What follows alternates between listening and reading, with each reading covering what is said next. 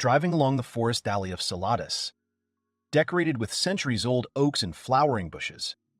People whiled away the time talking about the kingdom of Grand Isle. They say that they managed to summon heroes from another world who have special powers to fight the Dark Lord. That's right, the summoning took place about a month ago.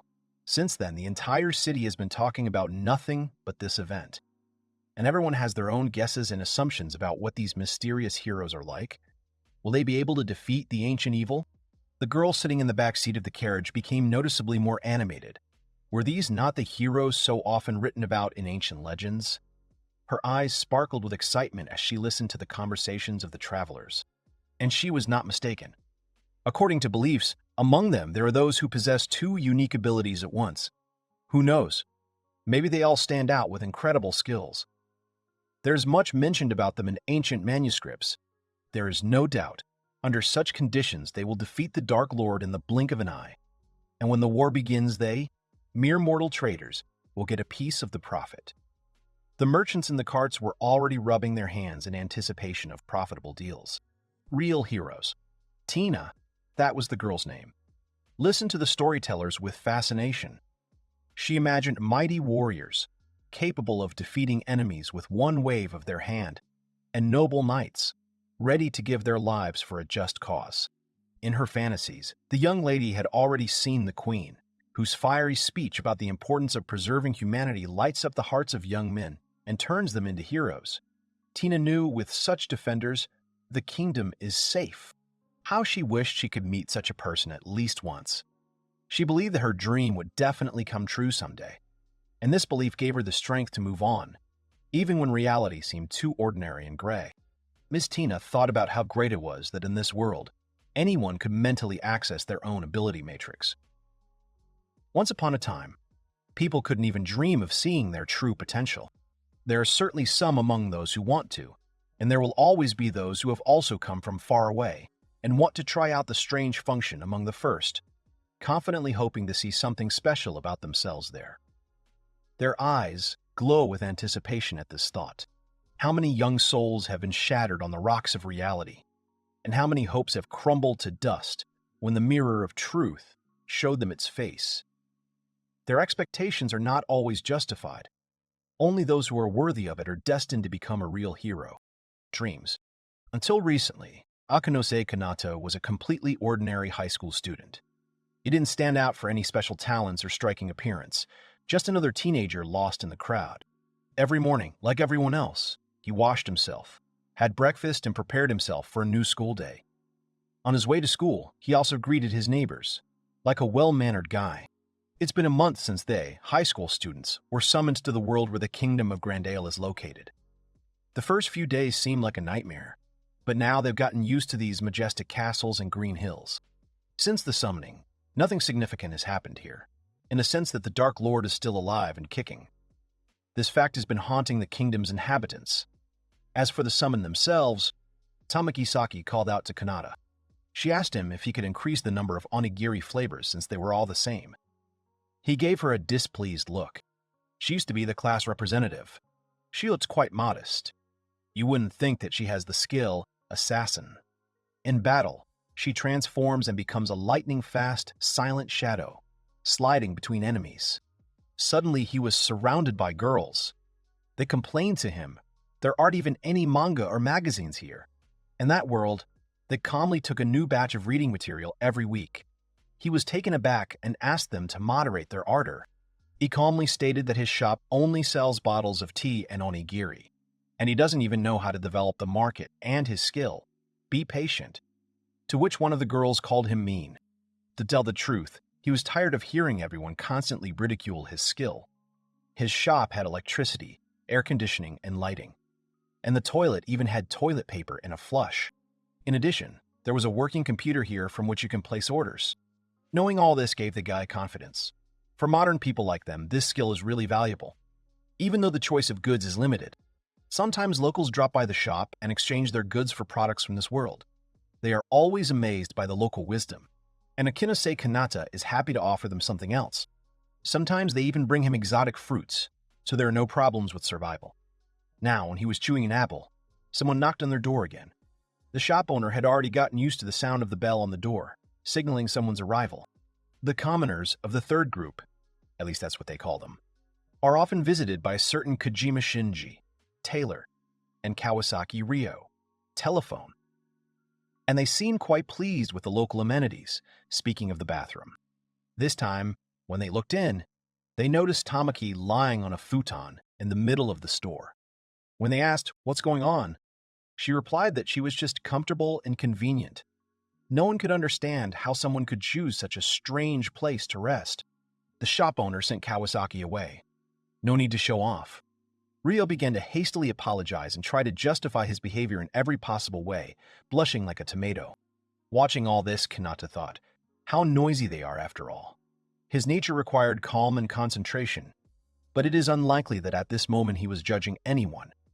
It is important to find a balance in everything. To be in class and suddenly to find yourself in an unfamiliar place. Well, as they say, welcome, heroes. Krusai, the ruler of the eastern kingdom of Grand Isle. That day, Akinose learned to understand the new world. He understood that the new kingdom opened up unprecedented opportunities for him, but at the same time, it required complete dedication. In this world, there is someone called the Dark Lord. As he understood, it is something like a demon king or something like that. He created monsters that cause a lot of evil to the world.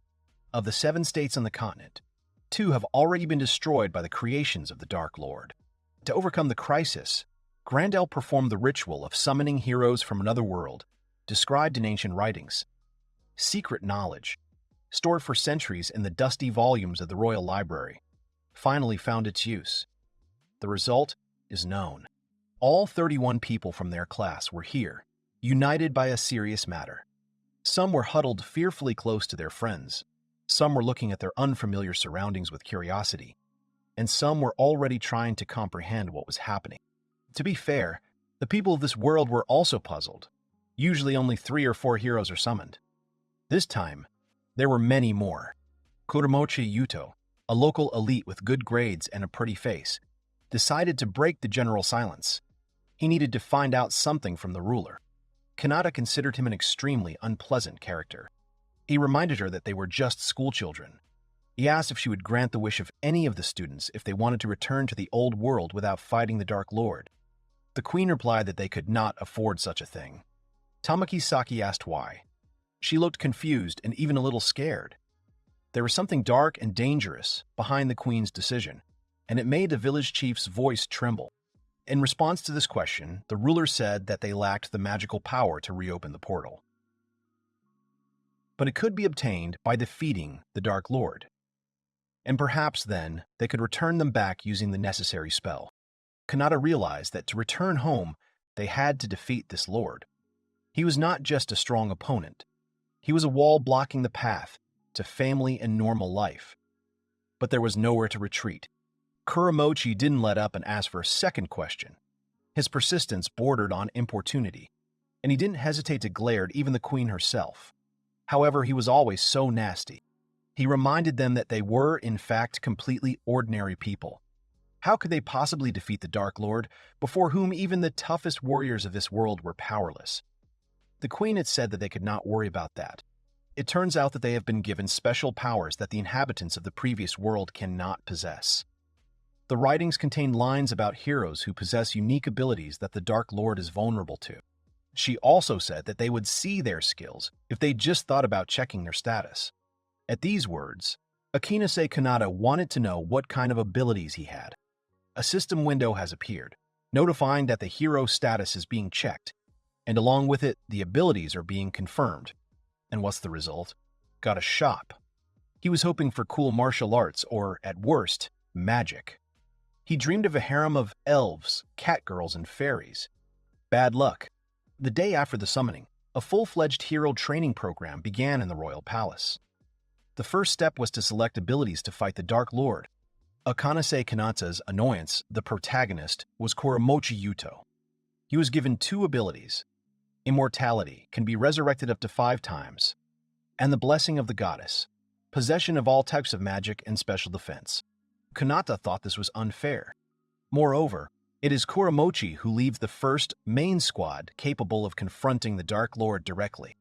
It consists of Kanamori Jude, Water Mage, Kanai Miyoka, Healer, Sawano Ludi, Shooter, Yukisaki, Swordsman, Notori Mitsuki, Shield Mage, Minazuki Yuhei, Spearman, Kurishima Masaki, Ice Mage, and Tamaki Saki, Assassin. The second squad and reserve members of the first group replaced the wounded, and the third detachment, which Kanata ended up in, was declared incapable of combat. He was, of course, inexpressibly glad about this. Even his friend, Sugita Yuki, Fire Mage, made it into the main cast. The protagonist deceived himself that he was not jealous of him at all. But no matter what he thought, jealousy, like poison, slowly ate away at his self-confidence. A month after the recruitment, starting with the third squad, more and more people who couldn't stand the hard training and life in an unfamiliar world began to run to Kanata's shop. And the discussion of serious problems turned into a discussion of onigiri. This did not add much hope. The protagonist kept wondering when they would defeat the Dark Lord, and whether they would be able to cope with him at all. Then Tamaki Saki noticed his sad face and felt that something was wrong. She instantly flew to the hero to find out what had happened to him. He was even a little scared of such attention. Her concern was so sincere that he even felt ashamed of his secrecy.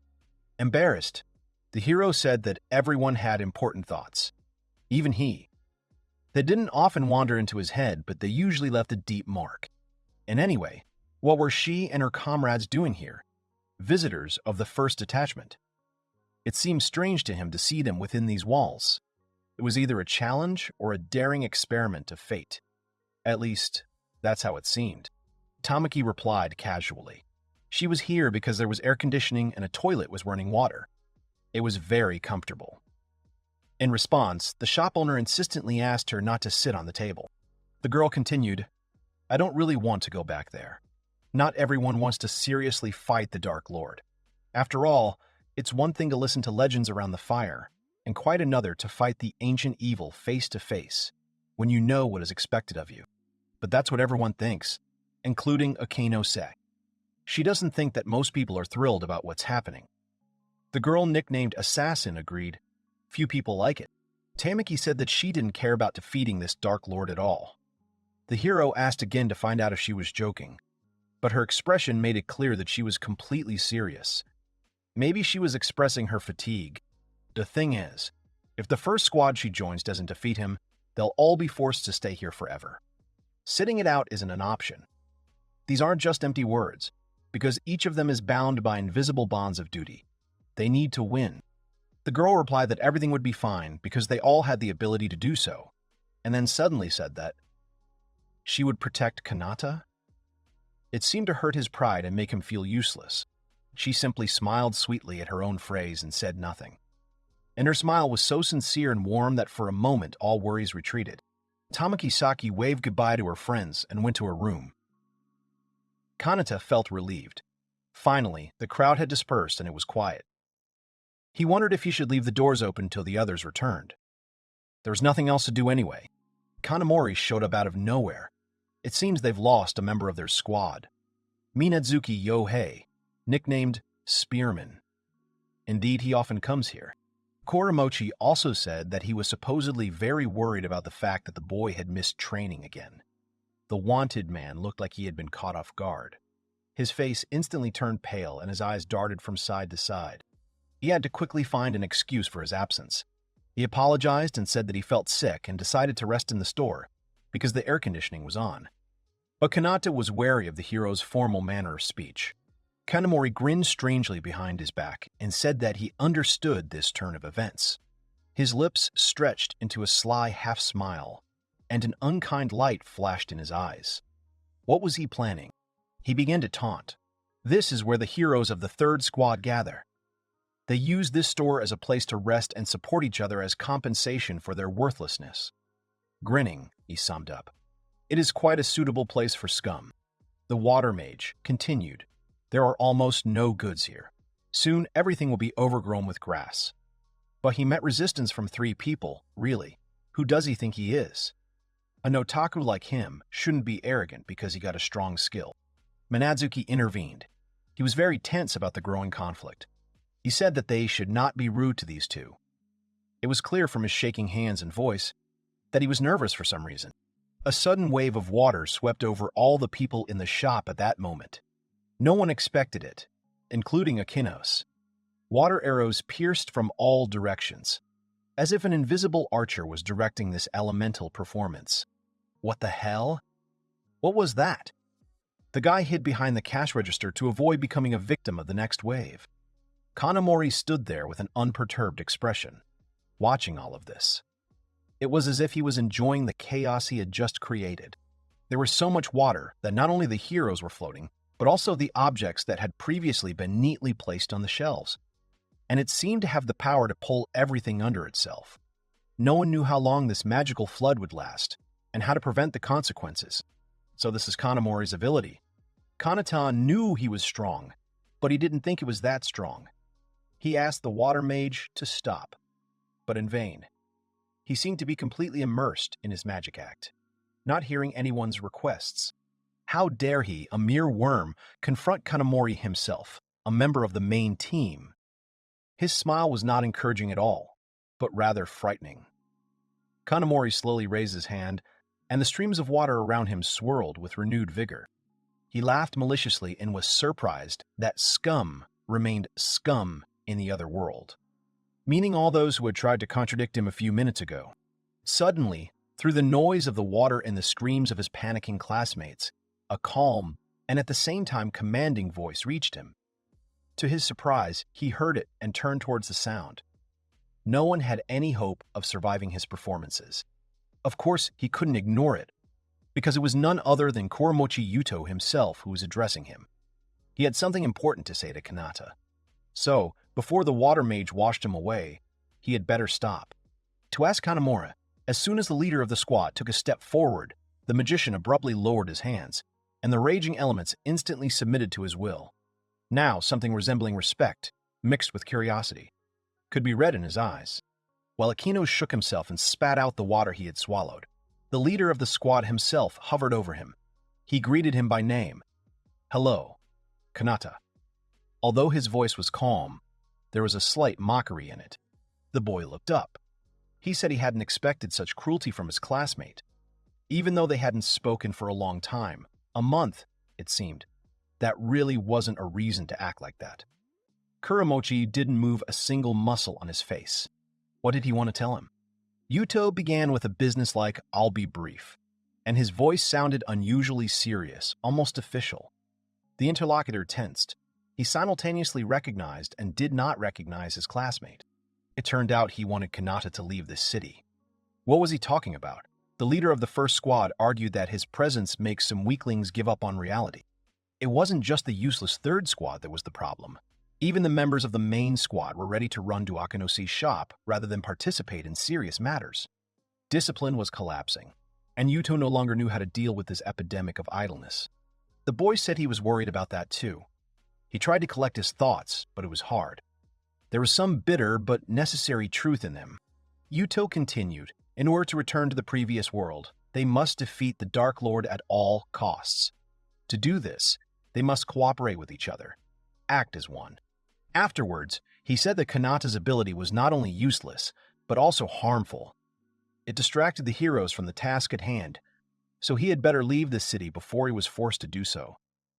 Would the shop owner really be banished from the kingdom? The boy decided to negotiate so as not to lose the most valuable thing he had at the moment. He told Kuramochi that he understood him, but he needed some time to think. Indeed, to be suddenly thrown into an unfamiliar world was too much. But of course, knowing the leader of the detachment as a person, one could not expect sympathy from him. He laughed and replied that Kanata could think about it, but only until the morning. Although maybe he would show him some mercy by giving him some money for the trip if he got down on his knees and begged. Kanamori smirked again behind the local authority. The boy replied that everything was fine. Yuto continued to praise his squad, which consisted of only the most select heroes. Victory over the Dark Lord was inevitable. The loser, as he called Kanata, could relax. Inevitable.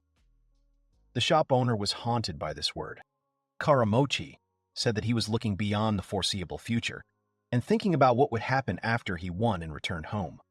Namely, how he would save the modern world with his own hands. Akanase looked at him as if he was crazy. Looking into Kanata's eyes, he voiced his crazy plans. In today's society, there is no freedom of thought. Now that he has such incredible abilities and power, he will return like a god and make people follow him. And then the guy realized, it looks like this guy has completely gone off the rails. His eyes were burning with a mad fire, and an unnatural grin appeared on his face. He became even more unpredictable than he was in the previous world. Or maybe this was his true form. Either way, he just needed Kanata to leave this city. Kuramochi was glad to hear that he had understood him correctly. His thin lips stretched into a satisfied smile. Before leaving, he looked after him with a haughty look and told him to pray for their victory over the Dark Lord. His voice sounded so arrogant, as if he already held victory in his hands, although the battle had not even begun yet. Sometime later, Akinose Kanata stood outside his convenience store, happy that he had won it all. After all he had to do was close it and open it again, and everything would be in order. Tamaki didn't understand what he was talking about. She heard that Minazuki and the rest of her squad were in big trouble, and when she came running, she saw that the store was in ruins. She asked if Kuramochi really wanted Kanata to leave the Grandali Kingdom. This is low, and it should never be tolerated. The girl swore that she would tell him everything to his face. She looked as if she was really worried about what was happening. The guy was taken aback. Of course, he was pleased to hear this. But wasn't she one of the chosen ones? After all, she was part of the first squad, which included Kanamori and Kuramochi. Wouldn't that put her in an awkward position? The last thing he wanted was for those in the first squad to be drawn into this matter. And Tamaki Saki was one of them. She replied that in the current group of chosen ones, everyone had different levels of involvement. And she'd already told him so. He should pay more attention to her words. But otherwise, everything was fine. Kanata did not even believe it at first. The one who works hardest in the hero training program is Kuramochi. Other than him, there is the water mage Kanamori and the ice mage Kurashima, as well as the shield mage Mitsuki and Saki, the swordsman. The rest, including the assassin girl, mostly sit back in the palace. Lately, many have even started skipping training due to their lack of interest. It turns out that only 5 take an active position.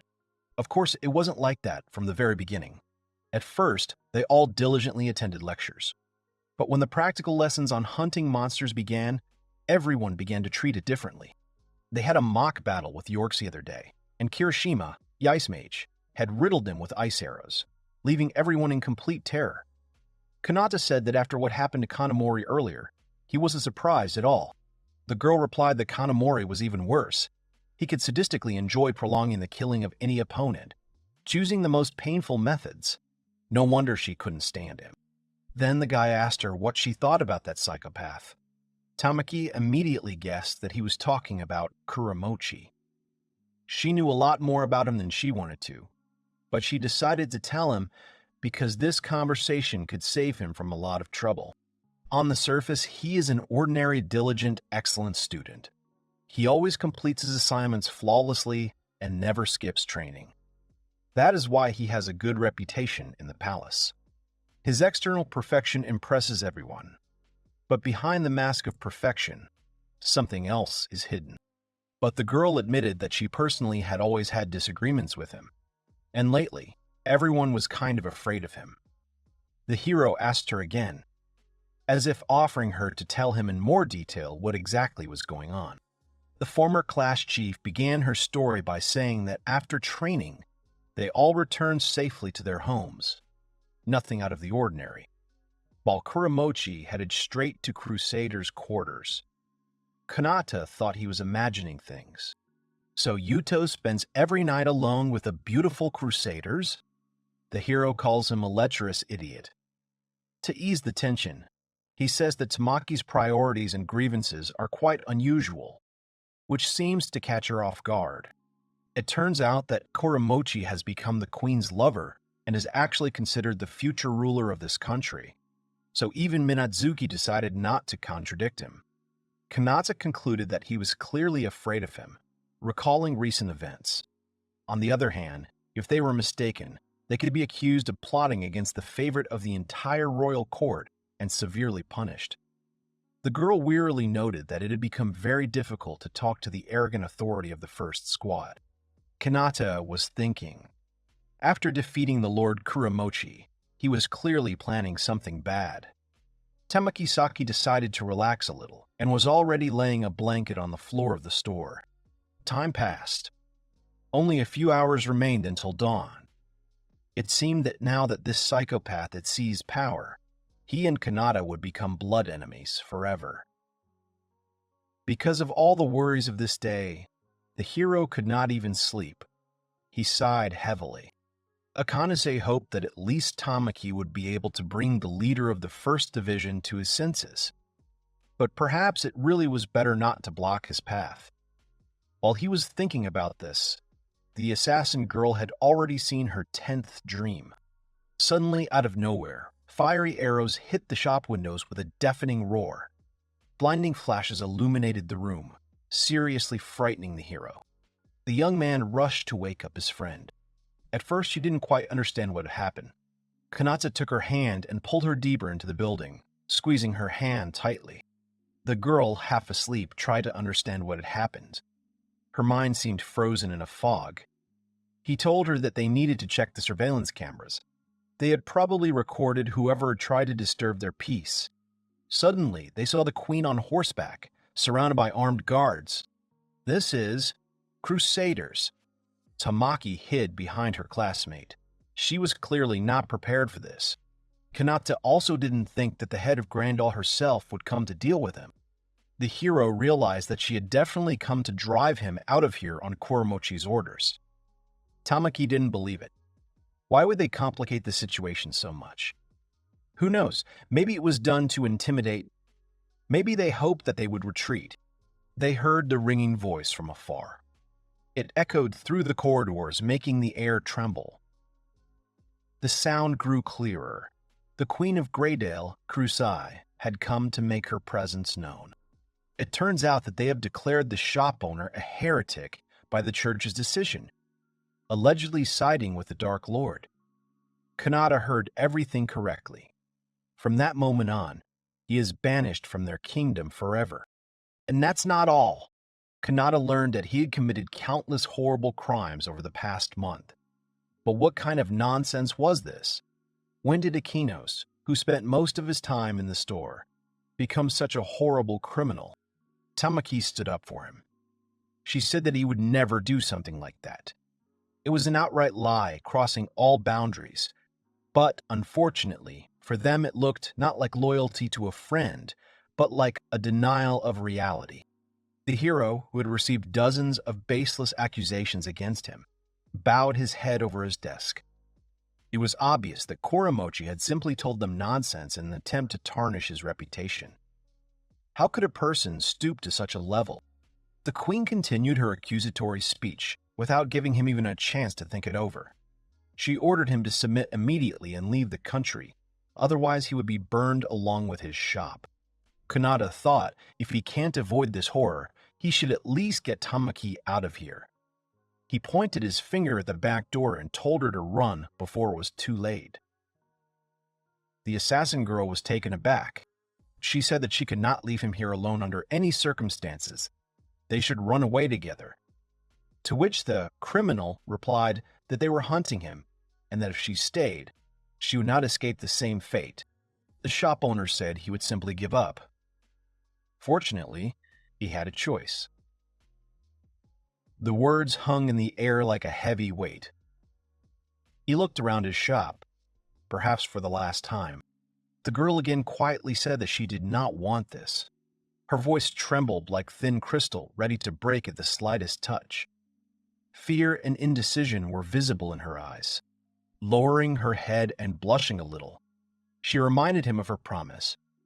No matter what happened, she would always protect him. She even seemed to tear up a little. Was the class chief always this emotional?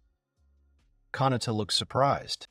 Akainase lightly ruffled her soft hair and told her not to worry about anything. His warm fingers slid gently through the silky locks, as if trying to convey a piece of his calmness to her. He said that if they managed to escape and meet again, he would let her use the toilet. He would also buy her more seaweed onigiri. All she had to do was do as he said. This answer stunned the girl. She sent him away. After all, she came to the store every day not for any benefits, but only because he was there. The hero did not pay attention to what the assassin girl was trying to express with these words, and threw her out the door. For her own safety, Kanata threw some stupid words at her, saying that he would pray for their squad to defeat the Dark Lord, and asked her to take care of herself until the end. With tears in her eyes, Tamaki admitted she had met a rare idiot. She forbade him to die, and strictly ordered him to remember her promise. Kanata waved his hand at her. Her words stuck in his mind. For a while, he just stood there and looked in the direction Tamaki had run. Hearing strange sounds behind him, the guy turned around. Akainose told the guards that he was surrendering and would not even resist. With his whole appearance, he demonstrated to them that he was unarmed. They surrounded the boy, their swords practically at his throat. They were sharpened to razor sharpness, but Kanata maintained an outward calm, despite the storm of emotions raging inside him. The queen supported his decision to surrender. It was a good choice for a criminal. Standing with his hands raised, the hero noticed how firmly she was sure that he was really guilty. Looking down on him, Crusade said that they would most likely never see each other again. That's probably why she called him useless without any hesitation. The guards threw him out and he went, not knowing where. The heavy door slammed behind him. The boy walked, lost in his dark thoughts, and pondered what had happened. It was unfair. Why, of all people, did he turn out to be useless? What had he done wrong? Meanwhile, the twilight was gathering over his head. Where to go was still unclear. The uncertainty irritated the hero. Walked deeper into the Salades forest. He noticed that it was pitch black. The dense canopy of ancient trees formed an impenetrable vault above his head. Fallen leaves and small branches crunched under his feet, creating an unsettling accompaniment to his steps. Besides, it was so dark here that even the fields around his grandmother's house didn't seem so gloomy. He looked around fearfully, feeling an unpleasant chill run down his spine. Kanata even felt like the darkness was alive. The hero would like to return to the city right now. But if he is caught, he will be burned alive, because now he is exiled. If this continues, Kanata will become a dead hero from their class. At night in the forest, even the slightest rustle of trees is frightening. Akainose kept looking around, listening to every sound. His heart pounded wildly whenever a branch snapped in the distance or an owl hooted. But then he remembered something. If he had the shop skill, didn't that mean he could recreate it anywhere just by thinking about it? He decided to test it by ordering the shop to appear right here and now. And his instincts were right. While scanning the cameras around the store, Kanata noticed ferocious wild animals stalking him. Each camera was recording the approaching threat. Their movements seemed coordinated. They seemed ready to attack. Oh shit, they're surrounding him. The guy realized that they were clearly attracted by the light. He needed to turn it off in the entire store as soon as possible. But looking around, he didn't immediately realize where the switch was. His breathing became intermittent, and his heart was beating against his ribs with furious force. Sweat trickled down his forehead, blurring his vision as Kanata continued his frantic search. Was he gone? Akainos realized with horror that he was the owner of a convenience store, which meant he had never had to turn off the lights here before. Was there really no switch anywhere? Maybe it responded to clapping? Kanata realized that it was worth at least barricading the entrances. It would be better than nothing. He began to carry out and place boxes near the door to protect himself as much as possible. How did this happen? Suddenly, he heard some rustling. Turning towards the source of the sound, he saw two bloodthirsty predators. They had already penetrated the building. Their yellow eyes glowed like two blazing fires, and their bared mouths were drooling, highlighting their sinister fangs. All he could do was wait in silence. These creatures looked different from the usual feral dogs and wolves. They seemed to be some kind of monsters. Kanata thought he would definitely be finished if they decided to attack him. He had already, in general, resigned himself to the fact that they would gobble up all the food products lying on the shelves. Kanata only wanted them not to get to him, but then he accidentally dropped some object, which of course attracted their attention. The guy thought, this is the end. The wolf-like creatures became suspiciously alert and began to look for the hero of the occasion. Their nostrils trembled, catching the slightest smells, and their ears were alert, like locators. Instincts told them prey was nearby. The search did not take much time, and now the young man was already watching this strange and terrible animal rushing towards him, and another one running after it. Time, as luck would have it, slowed down, and every moment began to last like an eternity. But luckily the door was locked, and he had a little time to quickly figure out what to do next. Kanata didn't waste a second. His brain worked at incredible speed, going through all possible options for salvation. The lack of this time, of course, made him very nervous. The first thing he saw was a fire extinguisher, kept in case of fire. It didn't matter to him what he attacked with, so he was glad of this find. He pulled the pin on the fire extinguisher and aimed the hose at the unwanted guests. Hey, you wolves, how do you like that? A stream of foam shot out of the nozzle, hitting the nearest predator in the face. The animals bared their teeth but did not dare to come closer. They clearly had not expected such a maneuver. Kanata regained his confidence.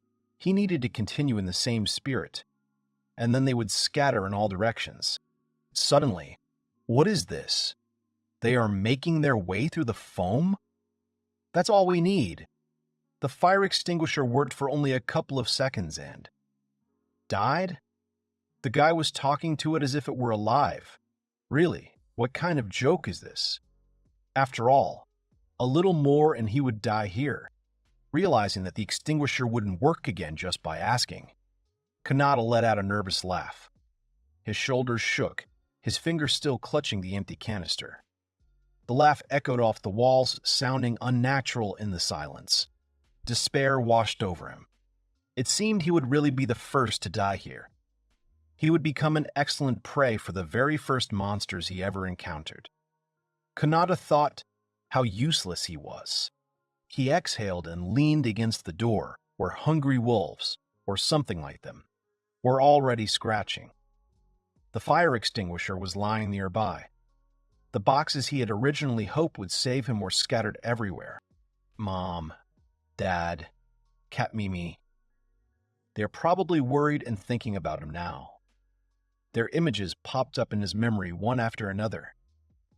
These memories gave him strength, but at the same time, they tore his soul apart. He wondered if Tamaki had escaped. He instantly recreated her image in his mind. She was as smiling and hopeful as ever. Was she unharmed? He owed it to his family to survive, but also to her. If she suddenly found out that he had died here, would she cry? At their last meeting, her eyes showed concern and maybe even tenderness. Could he be wrong? These thoughts clouded his mind. They weren't particularly close. But why was the hero thinking about her in his possibly last moments? Maybe he felt something more than friendship or sympathy for her. Or maybe it was just a defensive reaction. Everything seems to have calmed down. The guy looked at the cameras and peered behind the door to check. The silence at that moment seemed unnatural to him, almost ominous. After everything that had happened, suddenly, no sound, no rustle. Behind the door he saw his shop, ravaged with broken glass and food products scattered here and there. Every corner bore traces of an alien invasion. Gone. It seemed he had survived, shielding his face from the sunlight. Kanata assumed that monsters were afraid of the rays of dawn. Every muscle in his body ached from tension and fatigue. But he was alive, and that was all that mattered. A system window appeared, informing the hero that his store level had increased. He didn't expect that. What just happened? It wasn't just voices in his head, was it? After such a long day, Kanata no longer knew what was true and what wasn't. The endless stream of events had almost driven him crazy. Kanata remembered that he could check his status at any time just by thinking about it, and decided to take advantage of this opportunity right now. Looking at his stats, he realized that his level had increased because he had been able to protect the store. That's it. Besides that, he noticed some other changes. So much had been added, and he was so eager to check it all out.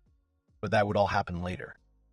Kanata fell exhausted, his face buried in the marble floor tiles of his shop. The last hours flashed before his eyes in a kaleidoscope of events. Fighting monsters, running away, desperate attempts to survive. This day was full of all sorts of incidents, and the poor shop owner just wanted to sleep. He felt how tiredness was rolling in waves, and his thoughts were becoming more and more vague and hazy. Soon he was so drowsy that he heard neither the neighing of a horse outside the window, nor any sign of trouble. Meanwhile, the shadows thickened on the path of the wandering Mrs. Tina. It was too early to rejoice in the peace. The noise had woken him up after all. Kanata's eyes slowly opened, and anger, mixed with fury, flared up in them. This would be his second sleepless night. What happened again? Were Grandale's nights on his tail? That couldn't be. If that were the case, Kanata would have been killed earlier. However, someone's dying screams could already be heard nearby. The guy thought, leaning his elbows on the edge of the table. If not them, then who? The cameras are all clear, so there's nothing left to do but go and sort this out personally. In person, peering around the corner of a nearby tree, Kanata noticed what looked like a carriage nearby. Several dark figures surrounded the carriage, and the horses nervously twitched their ears, sensing danger. It seemed that bandits were attacking her. Looking closer, he saw a horrific sight. A man was kicking a man to death while his partner sat nearby and watched. Dead bodies were lying everywhere, and somewhere behind the carriage he could see bags and other accomplices. What a horror! Kanata realized he had to get away from here as quickly as possible before he was noticed. But it seemed too late. The strange people turned in his direction. Their eyes flashed with an unkind fire in the semi-darkness. A young girl ran past, distracting their attention from the hero. They shouted something after her, but she tried not to look in their direction. Her lungs were already burning from running so fast, and her heart was ready to jump out of her chest.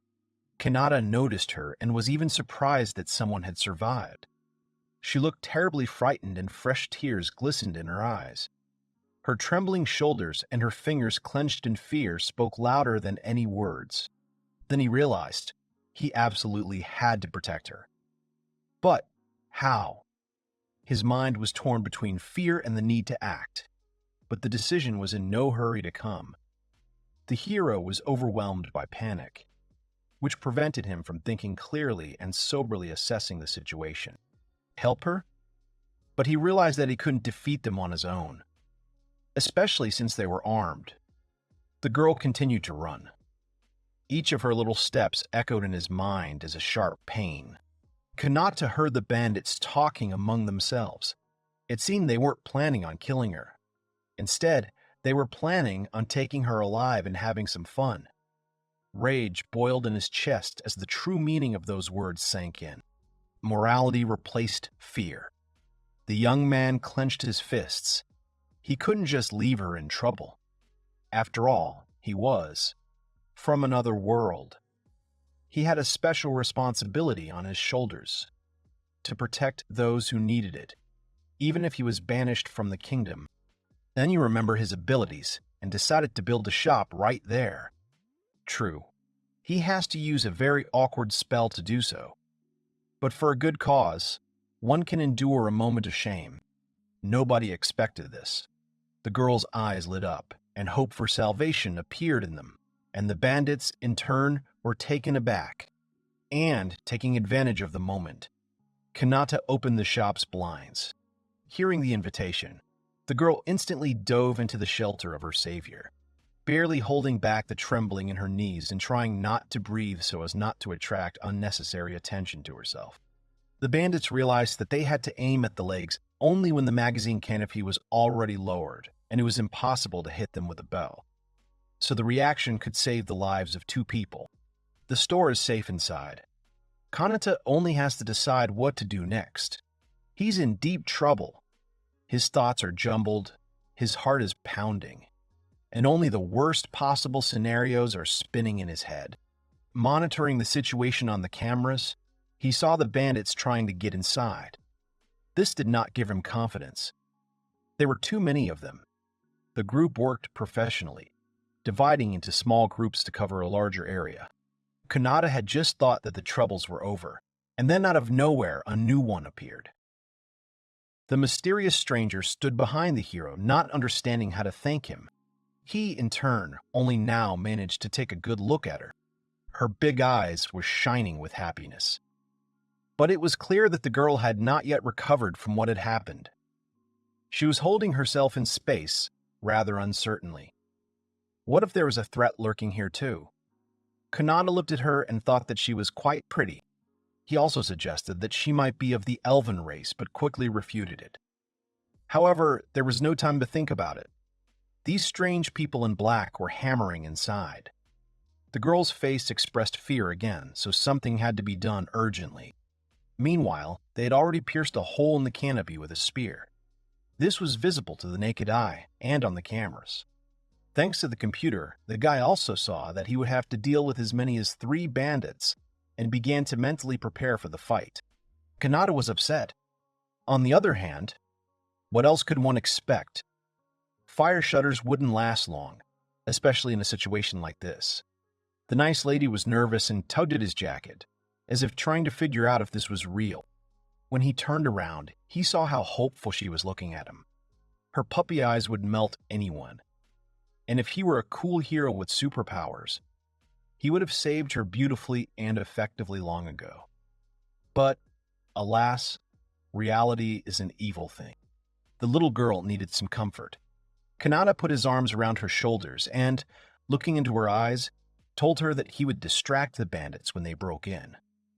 During that time, she would be able to escape. He told her that she shouldn't be afraid while he was here, because he would protect her. The girl was pleasantly surprised by his courage, and she was a little embarrassed and even smiled slightly. This could not help but please. The cracking of the window glass and the shouts of the bandits made them turn around. The 3 scoundrels were already in the building and demanded that the runt, that's what they called Kanata, show himself. They kicked and smashed everything they saw. They seemed to be angry at the unknown. Really, what kind of building is this? Enough of these games. Suddenly, one of them notices a closed door and points a finger at it to the others, hinting that the victim and her rescuer might be hiding there. Kanata only had time to think about them coming, when a sharp sword was already cutting the door near which they were standing. The guy ducked down so that if they noticed him, at least not right away. He needed to figure out quickly what he could do. Then, he remembered how he had managed to drive away the ferocious monsters yesterday. The fire extinguisher. Kanata prepared to use this wonderful tool again. Fortunately, it was at hand. While the criminals were stunned, the girl would be able to escape. He had already told her his brilliant plan when he suddenly noticed something was wrong. The camera on the computer was signaling that there was another bandit wandering around outside the store. Seriously? This ruins everything. What should the hero do now? He could attack him and let her escape, but then he wouldn't be able to detain those inside. The lack of versatility in his original plan didn't suit him. They had to think as quickly as possible. An axe was seeping through the door, and the bandits themselves were tearing their throats out, threatening to kill both of them. The girl huddled in a corner, barely holding back her tears. Suddenly it dawned on him. The fire alarm. It could be the key to saving the girl. The attackers were unlikely to expect such a move, while for the guy it seemed like the only real chance to break free. The people of Grandel were also initially very frightened by the sound. as it was a relatively new technology for this world. The old-timers shook their heads, whispering of witchcraft, while the youngsters peered out of their windows curiously, searching for the source of the sound. The guy grabbed a box of matches and, striking one of them, brought it right up to the device on the ceiling, confident that the bandits would also not be prepared for such a surprise. And Kanata was right. They were really extremely stunned and frightened by this. When the water started pouring, they did not immediately realize what was happening and where to go. The bandits rushed about like cornered animals, not understanding how to get out of this element. The bandits thought it was magic and fell to the floor, either from surprise or because the tiles had become too slippery. Their eyes widened as they saw their weapons fly out of their hands and hang in the air, as if obeying an unknown force. Besides, this sound will not only distract the bandits from their original goal, but also give Kanata, who was hiding under the table with the pretty stranger, a chance to get out of here. Perhaps someone will hear it and come running to help. Suddenly, the boy and girl heard a wild roar. Could it be that a black wolf had gotten in here? I really wouldn't want to take even more risks now and scare this nice lady even more. Kanata looked wary. Were these really the same monsters from last night? It was time to turn off the fire alarm. The rushing water died down in an instant, and it became a little calmer and a little calmer. There was enough noise here as it was. Let's thank the device for doing its job. The bandits' cries of retreat and abandonment of the wounded were heard. At the sight of the monsters, they began to fuss noticeably. No one wants to be eaten, and they did the right thing. They shouldn't have come here in the first place. They even forgot one of them, and the hungry beast immediately loomed over his contrasting silhouette. Kanata and the stranger simply hoped that this whole horror would soon end. She pressed herself against him, covering her ears. The shop owner stroked her head, trying to calm her down. He was sad to hear her sobs. After a while, everything became quiet. Kanata raised his head to check the situation. The girl did not dare to do so. After he was sure she was no longer in danger, he told her that the bandits, and the wolves with them, were gone and everything was fine now. Her eyes were still hidden under a canopy of thick black eyelashes. Now that everything was quiet and calm again, he had a chance to look at her even better. The perfect oval of her face, the beautifully arranged strands of her hair, and the modest yet expensive outfit. She clung to it as if it guaranteed her salvation. Akainase was confused and realized how strongly certain circumstances could activate some senses and completely dampen others.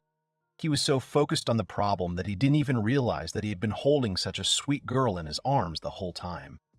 Kanata didn't know what to do with himself so that she wouldn't think something strange. And she kept looking at him and seemed to be waiting for something. Had he done something unnecessary? But he was just saving her life. The touches were not from any thoughts. He tried in vain to convince himself that he was not bad. He needed to come to his senses. Kanata was surprised. The girl suddenly said something for the first time that evening. She screamed that she was very scared. Fortunately, there was no one in this building who could react negatively to a loud voice. Her emotionality in this situation was quite justified. The shop owner himself almost burst into tears. She again clung to his chest and began to cry bitterly, and he had no choice but to continue stroking her light hair. The hero remembered. Before the monsters returned, he urgently needed to restore the store.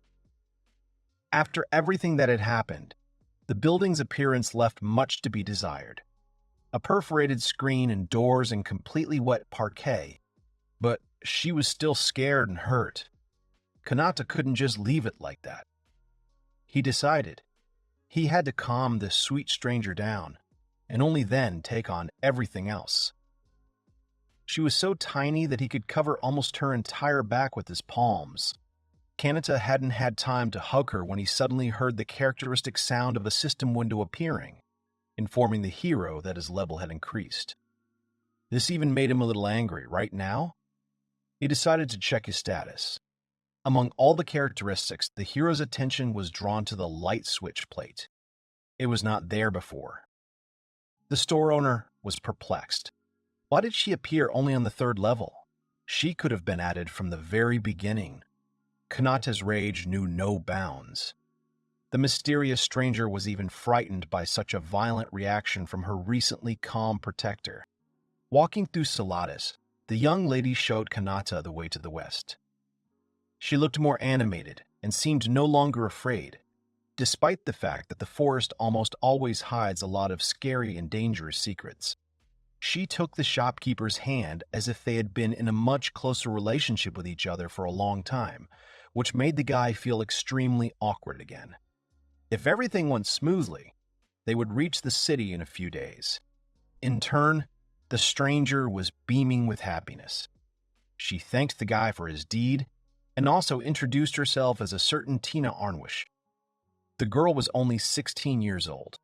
She also told him that she was the daughter of Sahara Arnwish, a merchant from the city of Kadena, to which they were heading through this forest. The boy listened with fascination. Despite the fact that she was 16 years old in his age, she seemed quite independent. As Tina continued her story, she couldn't help but recall recent events. The carriage was heading to the kingdom of Grandale to deliver cargo, when it suddenly encountered an attack by local bandits. The accompanying servants hid Arnwish during the raid, but, unfortunately, they themselves died tragically. It was their bodies that Kanata saw from around the corner. All this, of course, undermined the psyche of the young lady, and it was obvious that she did not like even thinking about it. She asked to bury them, and thanked Kanata again for everything. He, for his part, replied that he could not leave everything just like that. His upbringing and moral principles would not allow him to remain indifferent. Tina wanted to ask an immodest question and apologize for it in advance, because she was very well behaved. Her basic respect for others was visible in every remark she made. She thanked her interlocutor for something, or apologized to him every now and then. She decided to find out the status of her savior. Was he by any chance some famous magician? The guy was taken aback. He was a completely ordinary person. You could even tell by his clothes. He couldn't even imagine that someone could confuse him with a magician. Kanata also gave his name and said that he technically had the title of shop hero from another world. He wanted to say that it wasn't quite what he expected, but then Tina asked him if he really hadn't always lived here. She was very surprised. Could he really be a legendary hero from another world? The girl's eyes widened, and the hero thought that her jaw would drop from delight. Kanata couldn't even imagine that this was something special. Tina began to tell about what she had heard. In the kingdom of Grandale, everyone knows about the existence of heroes from other worlds. There are many books and legends about them, which tell how exactly they defeated evil and saved the world. The young lady herself has read a lot about this. The guy thought that they were given a status here similar to that of King Arthur, Perseus, or Yamato Takeru from Japan. If so, it was a great honor to be on the same list with all these people. On the other hand, if Tina found out that Kanata wasn't really a hero at all, but just an outcast, she would most likely be disappointed in him. And even the thought that this would most likely be the case upset him. To avoid thinking about all this, the shop owner decided to ask the girl if she knew the way back from this forest. She answered in the affirmative. The girl explained. She traveled a lot along trade routes, since the nearest settlement from here is her hometown. Tina also offered the hero to become his guide and looked at him as intently as before, waiting for an answer. Kanata hadn't even thought that it was possible. When he asked her, she expressed her pleasure. He realized this cutie is ready to help him in everything. In the end, he agreed to accompany him, but one thing was bothering him. Always, even while they were walking, eating, or doing gymnastics, she always held his hand. Kanata wasn't used to this and wondered if all the girls in this world were so brave. For him, an eternal loner, it was pure torture. Sometimes he couldn't hide his embarrassment, and she would turn her worried little face to him to find out if everything was okay, in case he suddenly needed her emergency help. He would reply that he was fine, mistakenly calling the girl by a pet form of her name. Fortunately, he had enough attentiveness, reaction, and self-control to quickly correct himself. At such moments, Kanata tried to change the subject. He assured Tina that they needed to get out of this forest as soon as possible before they were attacked by monsters or bandits again. The hero asked this young lady if all the monsters in this world were nocturnal creatures. To confirm whether he had correctly assumed this when he first encountered the wolf-like creatures. He also gave them as an example so that the girl would understand. Tina replied that yes. However, there are many monsters with strong magic that can move under the sun.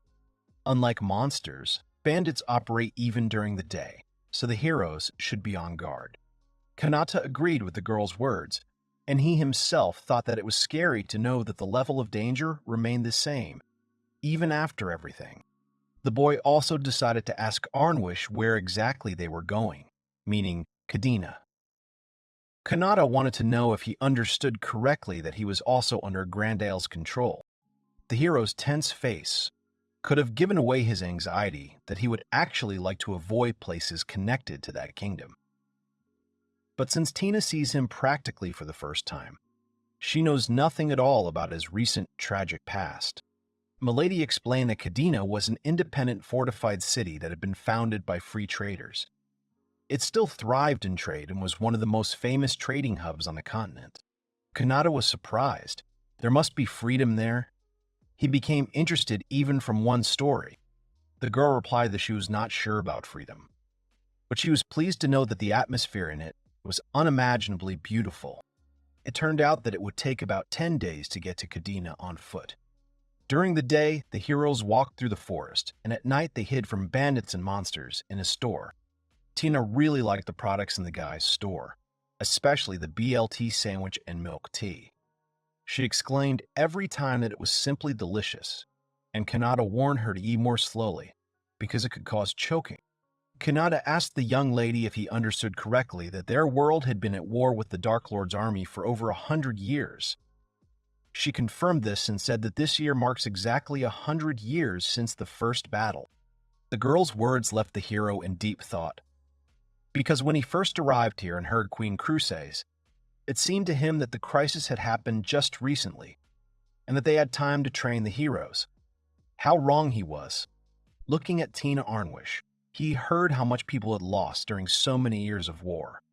They say that the territories under the control of the Dark Lord only continued to expand. To remedy the situation, the kings of the various lands began the so-called summoning ritual. It is hard to realize that in recent years, no country has been able to successfully carry it out. For the first time in 12 years, the good news came that a hero from another world had been successfully summoned to the kingdom of Grandael. And not just one, but 31. Kanata now understood.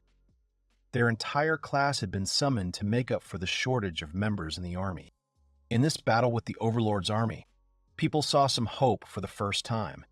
Everyone, without exception, placed great hopes on the heroes. That is, on them, the high school students, who could not even imagine that they would have to participate in something like this. After listening to the girl, the hero said that he understood.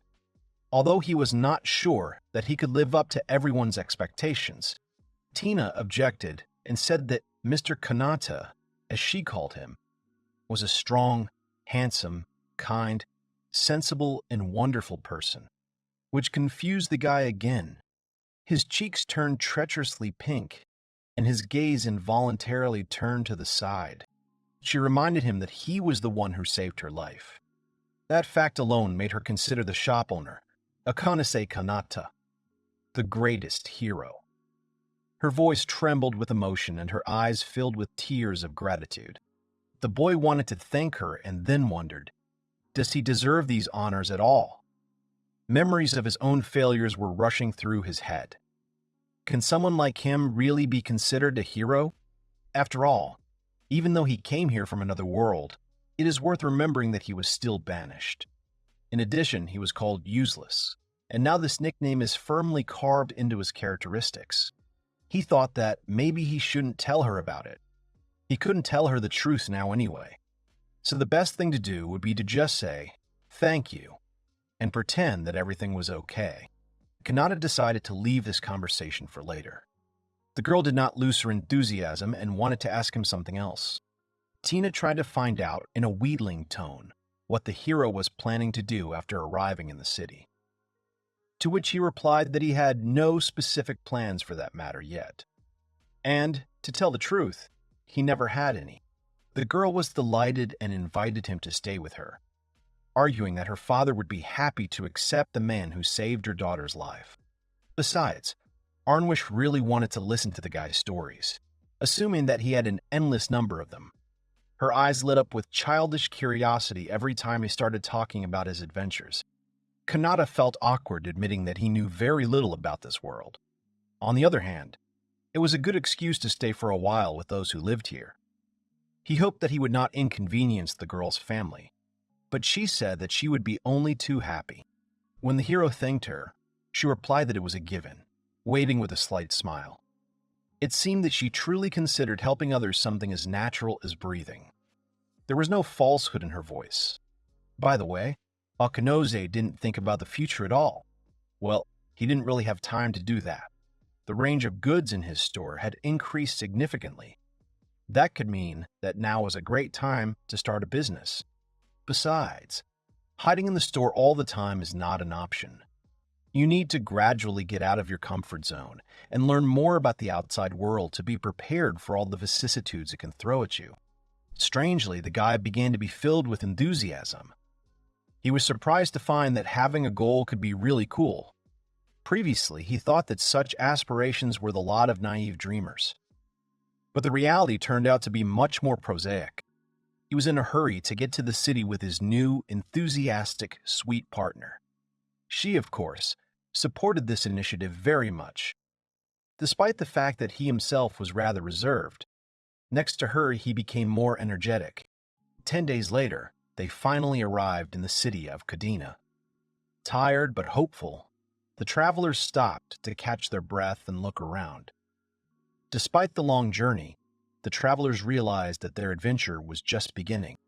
The girl pointed the way to Kanata with her hand and proudly declared that this was her hometown.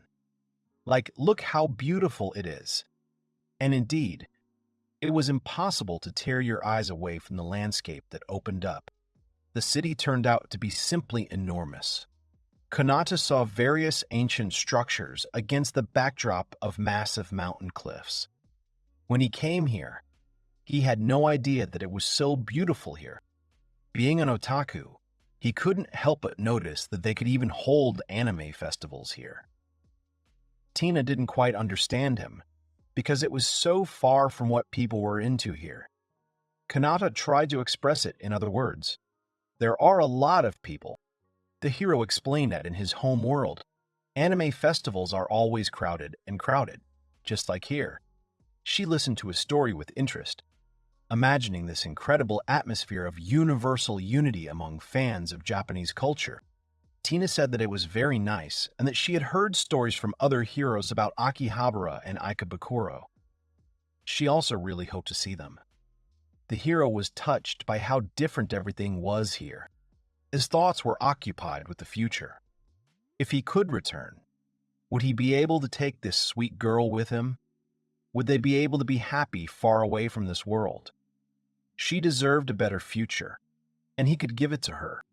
After all, together they could have great adventures in this world and even defeat the Dark Lord. But what then? Could it be that he will see the transported Tina in his world? Will they be able to live happily ever after? Realizing that this was most likely impossible, the hero almost cried. Such happy endings do not happen in life. He accidentally voiced this conclusion out loud, which surprised his partner. Tina was so happy to finally be back home after everything that had happened to her. Tears came to her eyes. As if reading Kanata's thoughts, the girl took his hand again and said that they were here only because of him. She also said that she could not thank him enough in her entire life, because this service was priceless.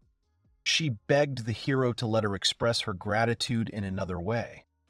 Kanata didn't quite understand what she meant. The young lady asked him to take care of her further, while she would live only for him.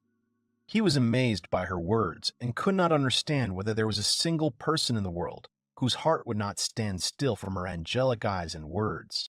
Kanata began to assure her that he had done nothing special, but the words stuck in his throat. Her delicate hands trembled slightly as she clutched the folds of her dress.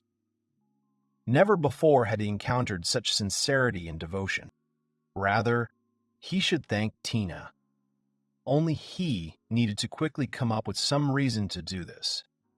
Confused, the hero said that without her he would have been lost in this forest, and only God knows what would have happened to the hero next. The girl was very happy to hear that she could help her savior in some way. She repeated her request again, ignoring the hero's nervous laughter and his embarrassment. Suddenly, Kanata noticed something. It was their turn. The guards looked at them attentively from under their helmets. The air suddenly froze in tense anticipation, while their heavy, heavy gaze studied each of the travelers.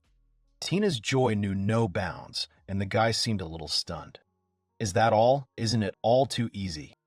Maybe Tina's father had more power than Kanata thought? If the girl he saved turned out to be the daughter of a millionaire, it would all sound like a typical romance manga plot. Tina said she had a special pass. The guy also wondered about the origin of all those people who stood in line with them. Their faces were so different, but at the same time something united them. Could they all be citizens of Kadena? He sighed again about his fate. If he were cool, he would be a classic protagonist, and Tina would be the heroine. Why did he get such a useless power? The young lady asked the hero to look less closely. It was embarrassing. The girl said that this whole crowd lined up here for the right to receive the very past that she has. You can't see anything from here, but they also have an area called Zastony. Kanata replied that he didn't quite understand. Tina explained that these were temporary workers. Many of them came to the city to work and then returned to the wall. Most of the people in line were from there.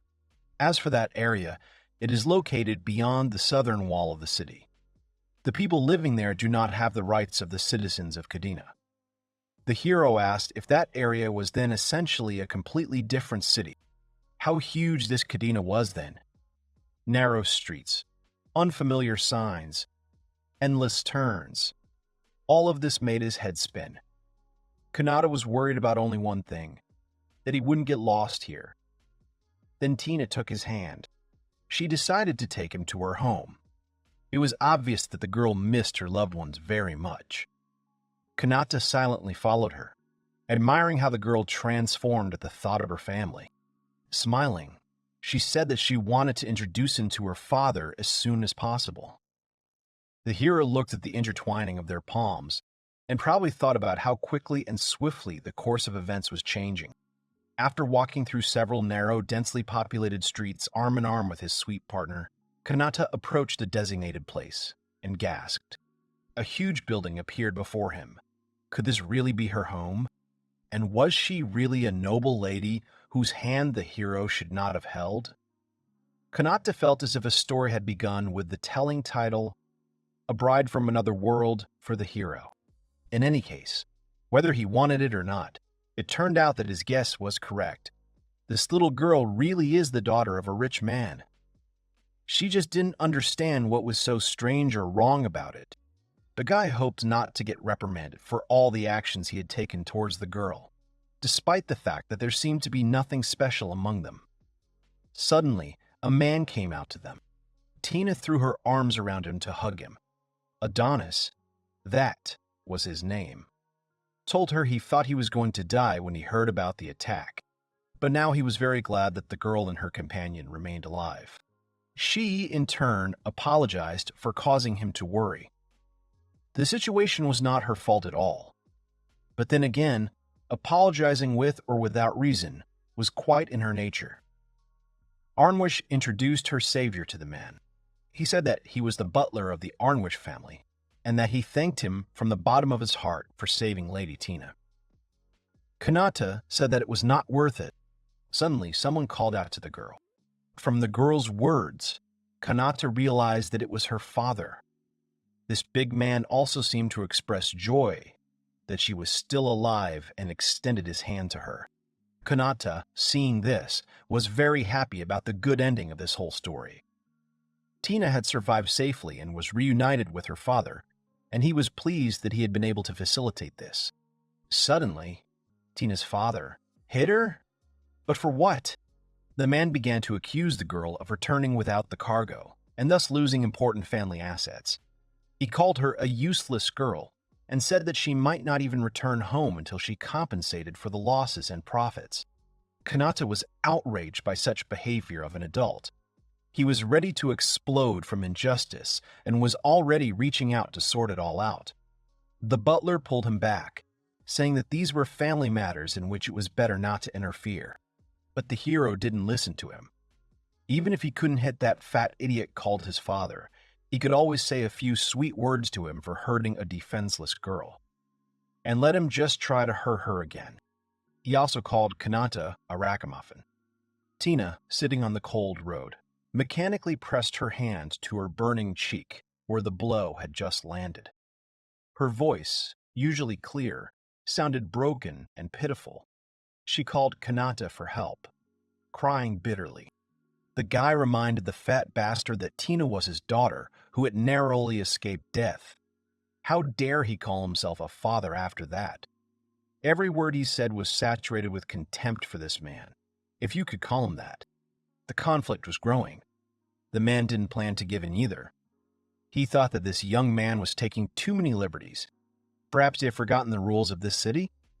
Tina begged him on her knees to stop. This man risked his life to protect her. Who knows? Maybe one day he will save not only the kingdom of Grandale, but the whole world. She also said that Mr. Kanata is not just anyone, but a hero from another world. At these words, the impudent man seemed to smirk. What kind of hero was he if, among all those called, he was the only one who was expelled and recognized as a non-entity? This confirms that he was the most useless and worthless. Kanata clenched his teeth. He wanted the truth to come out in another way, in person or something. But he certainly didn't want to fail in disgrace in front of her family. How would she treat him now after all these words? The father continued. This is the same scoundrel who committed many terrible crimes. He, of course, could not know that all these crimes were specially invented in order to discredit Kanata. He thought that even talking to such a non-entity was already ruining the reputation of the Arnwish family, and he chased him away, pointing his finger at him. Tina looked at what was happening with sadness. Here the lady herself rose up. She boldly and loudly, for all to hear, declared that Kanata was her hero, and that he did not dare to talk to him like that. Tears glistened in her eyes. The boy listened to this and did not know what to do. No one would believe him anyway. But her father ignored her words. He grabbed her hand and told her that since she had come home alive, she should get back to her work, that she didn't have time to stand around and chat. Tina didn't want that. She cried bitterly and called Mr. Kanata for help. But all he could do in this situation was simply extend his hand to her. Her voice sounded so desperate, so helpless, that his heart ached. The hero is in the Zastinia area, but he did not expect that. Compared to other areas, this place would look like some kind of ghetto, and would be more reminiscent of a slum. The man apologizes sincerely for his brother's harsh words. Kanata thinks he should be the one apologizing. After all, he has no right to interfere in the affairs of Tina's family. Although he thought that sooner or later he would break up with her, even if the guy had taken the girl away by force. It would have created more problems. But the guy, clenching his fists, collects his thoughts and, apologizing for his impudence, asks permission to ask the man a question. He agrees. Kanata wants to open his own business in the city and is interested in finding out where he can find a suitable location for a store. The man reports that without citizenship, it is impossible to conduct trade within the walls.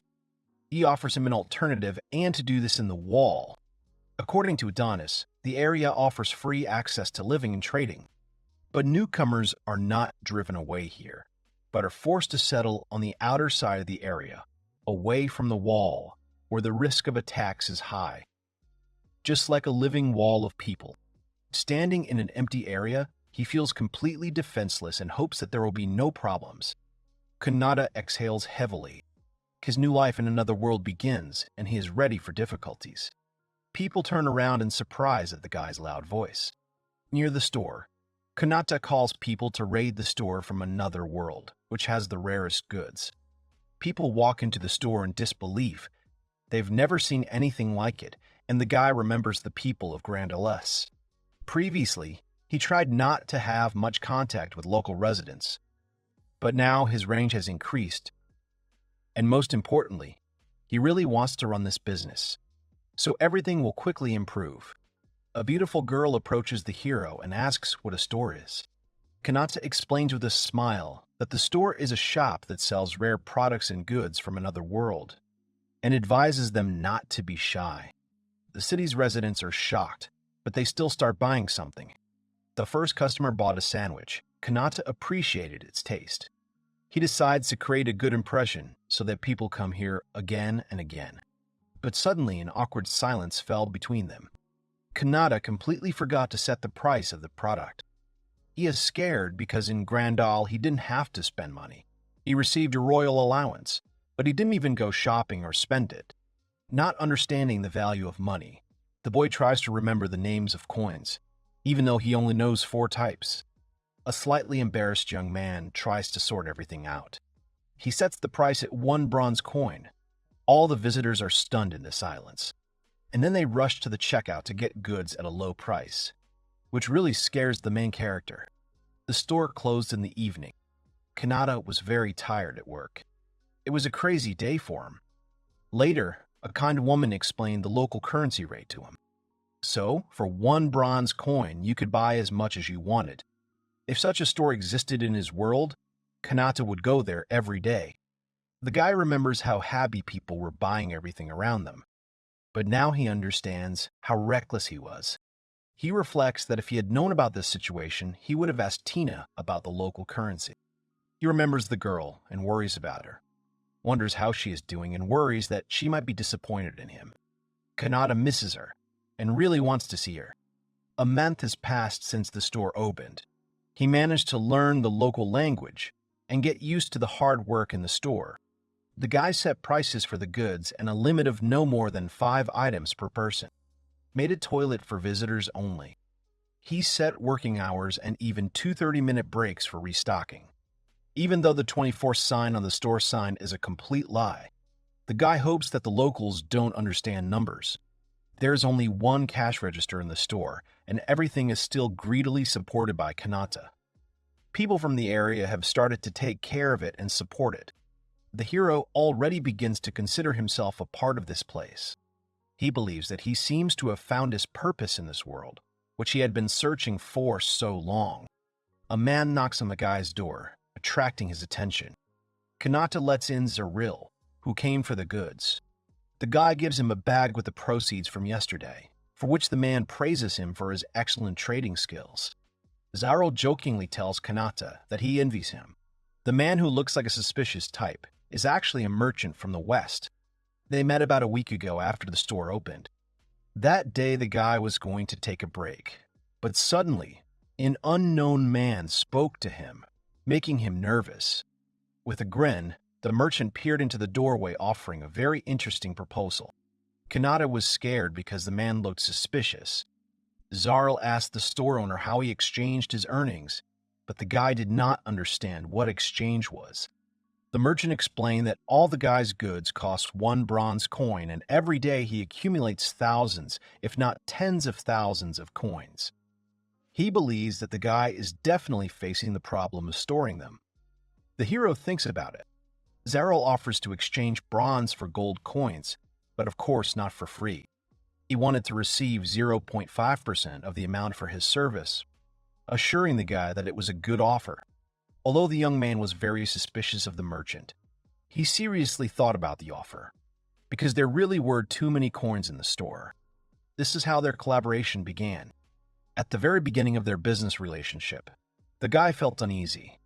He still could not understand whether this guy was a good guy or not. But he continued to cooperate with him and exchange coins. But the guys still cooperate. The merchant jokes about Kanata being called the deity of this area, to which he gets embarrassed and asks to stop with the nicknames. Kanata wonders if it's true that in their world there is only one goddess, Astia. Zarl confirms that the word deity is associated with her, and because of this, not only in Grandale, but all other governments are run by women. And all the great people are also women.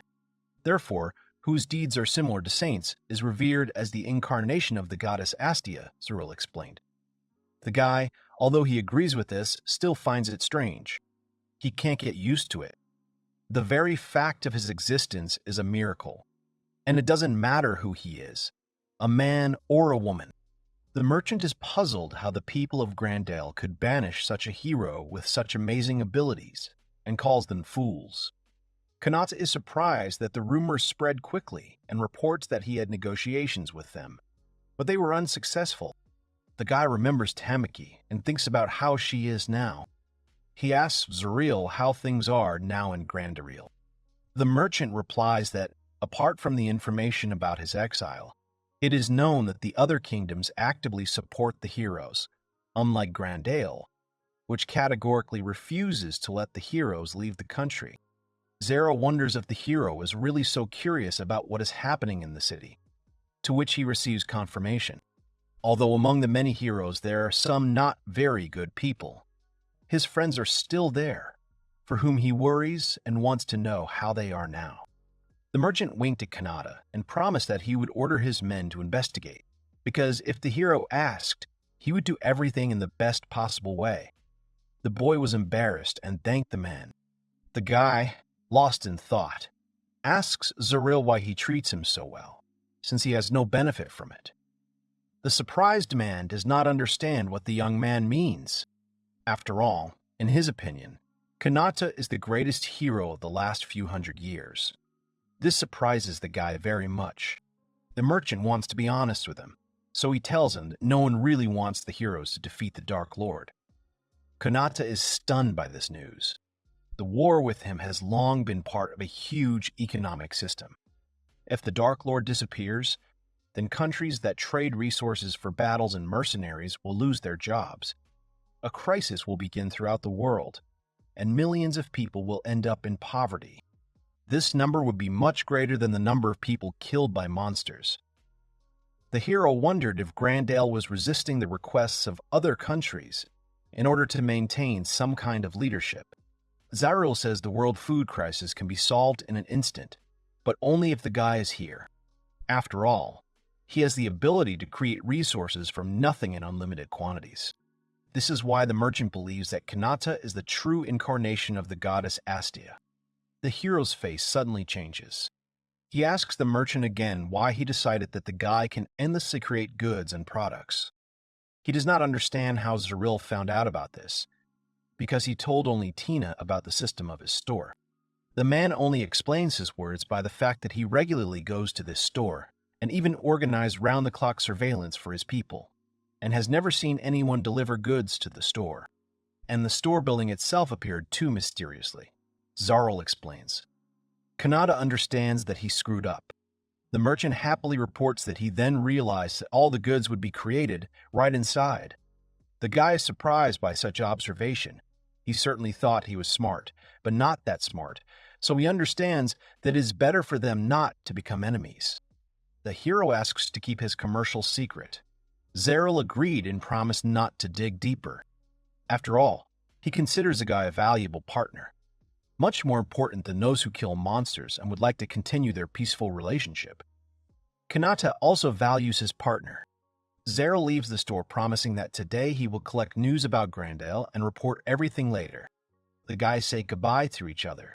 Kanata is sitting at the computer and typing something. Here he is distracted by the noise. There is some noise on the street behind the emergency exit. The guy is tense, because there is no way the residents of the area could know about the emergency exit. He runs through the worst possible outcomes in his head. He worries that a mercenary from Tina's father might have come for him. A voice is heard behind the door. He calls Mr. Kanata, making it clear that he knows him personally. The hero tenses up and can't believe it. He opens the door, and his suspicions are confirmed. He recognizes this voice. A girl named Tina throws herself into the boy's arms. She is very happy to see Mr. Kanata, because she really wanted to meet him. Both are very happy to meet because they missed each other. Both feel the fullness of life again. The girl is still standing in the passageway, not leaving Kanata's side. The guy thinks about the fact that the girl has feelings for him. He also remembers his cat Mimi, who also clung to him so tightly. The guy is embarrassed by such a long hug and thinks about how to end it as soon as possible. He pushes Tina away, causing her to come unstuck. Kanata is glad to meet him and invites the girl to come inside as soon as possible, to which she happily agrees. He asks the girl how she was able to find him in this huge city.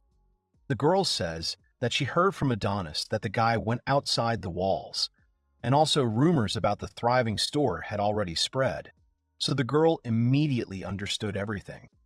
She wanted to come to the guy earlier, but she was forbidden to leave the house. Kanata is upset and says that he should apologize because he didn't tell the girl that he was expelled from Grand Isle. Tina just looked at the guy understandingly. She told him that he had absolutely nothing to apologize for, which left the guy in a stupor. The girl considers the Parney a great hero and cannot believe that Grandel made such a mistake by banishing him. The people of Grandel must now be bitterly regretting it. It turned out that Tina had been watching the store since noon. This surprised Kanata very much, since the girl had not even told him about it before. She admires the fact that now many people come to his store, and they all leave with a smile. She wonders if this is not what every real hero really wants to achieve.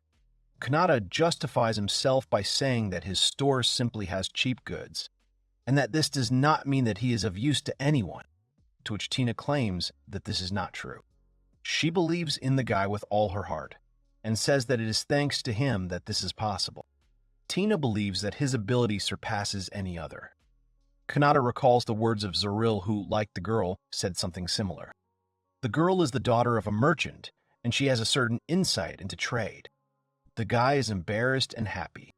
Tina takes the guy's hands as a support and tells him that she thinks the guy is a truly amazing hero.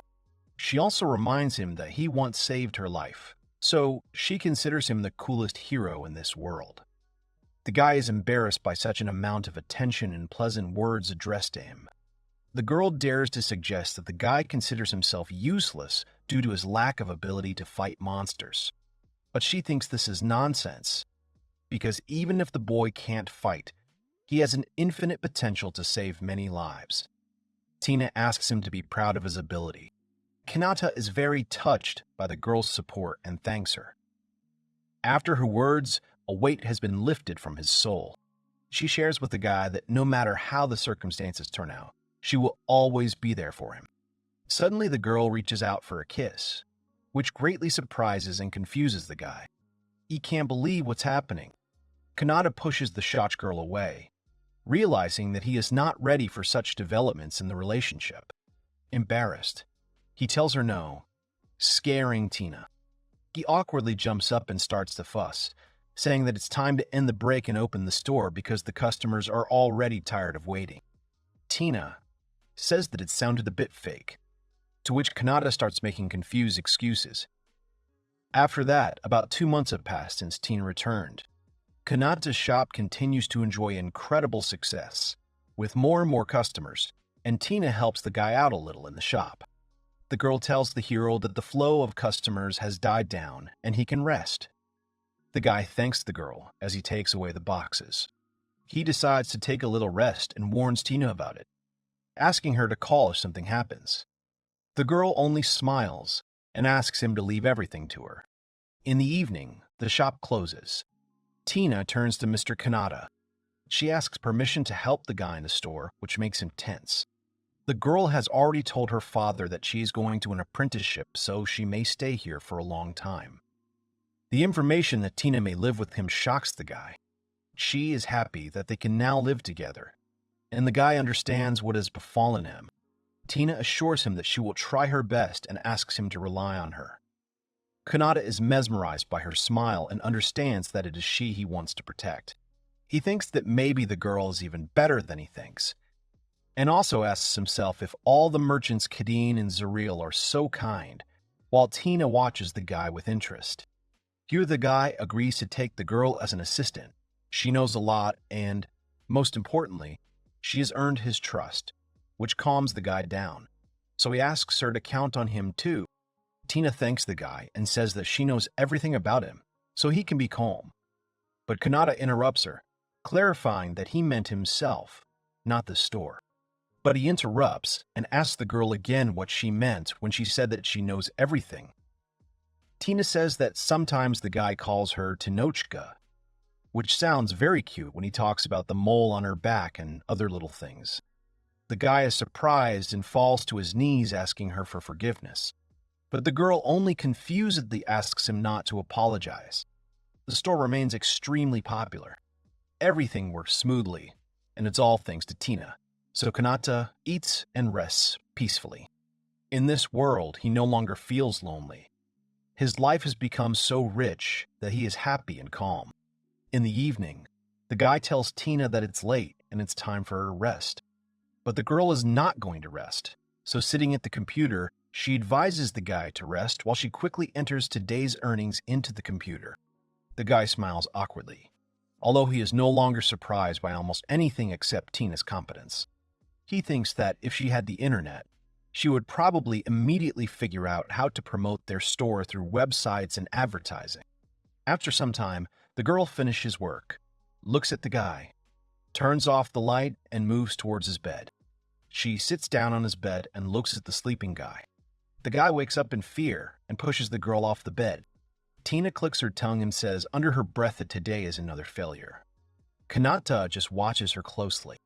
Tina, getting into her bed, wishes the guy good night while he, covering his face with his hands, suffers from thoughts that if he crosses the line there will be no turning back, and that it is difficult for him to resist temptation.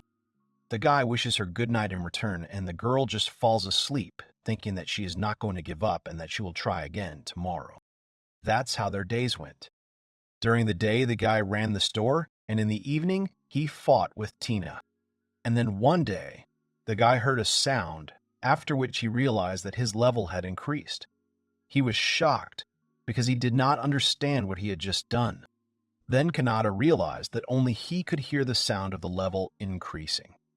And without wasting any time, he hurried away, shouting after Tina that he would go to his office for a while. The hero could not understand why this happened, because he did not fight with anyone or defend himself, but still decided to check his status for a system error. The guy really did increase his level because it turned out that you can raise it without fighting anyone, but just by managing the store, which is much cooler. He got new goods, a defense system with a drone for reconnaissance, and much more. New icons have appeared on his desktop. Kanata decides to study them, because perhaps the store has new devices specifically for this world. At first glance, it is difficult to understand their purpose, and it is better not to use them just like that. A guy finds a drone for reconnaissance and doubts its safety. He hopes that it won't cause any harm, so he tries to launch it. Kanata watches on camera a drone that appears to be flying straight from the roof of the store. The drone quickly took off into the air, surprising the guy with its ability to rise so high. He is delighted with the new device, and is surprised that the drone can even see a person sleeping on the roof of his store. Suddenly, he realizes that the unknown person is sleeping on the roof and goes into shock. Zooming in on the picture, he tries in bewilderment to examine the body that is resting there. He quickly runs and climbs onto the roof to figure out what the one who should be in Grandale is doing here. Having climbed onto the roof, the enraged Kanata begins to shout at the girl, who shudders in confusion from the sharp scream. The boy recognizes the girl. It was Tamaki.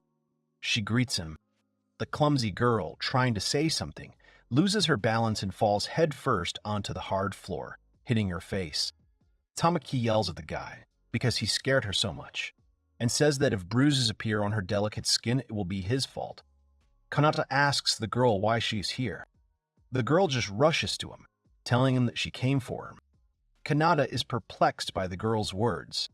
Zareel asks another merchant if this is true. to which the man confirms that the report is accurate. A nervous man looks at the night sky. A piercing roar comes from the mountains. A huge monster emerges from there and hisses. Kanata asks the girl how she got here. Tamaki tells him that during the hero training program, her level increased. She gained the ability to search and track, so she ran out of the city and headed here. The guy is surprised at how the girl managed to get through this forest because it is dangerous there and monsters are everywhere. Tamaki was just using her assassin ability called Stealth. Her ability allows her to completely hide her presence. That's why she managed to escape even when monsters were chasing her. The guy thinks.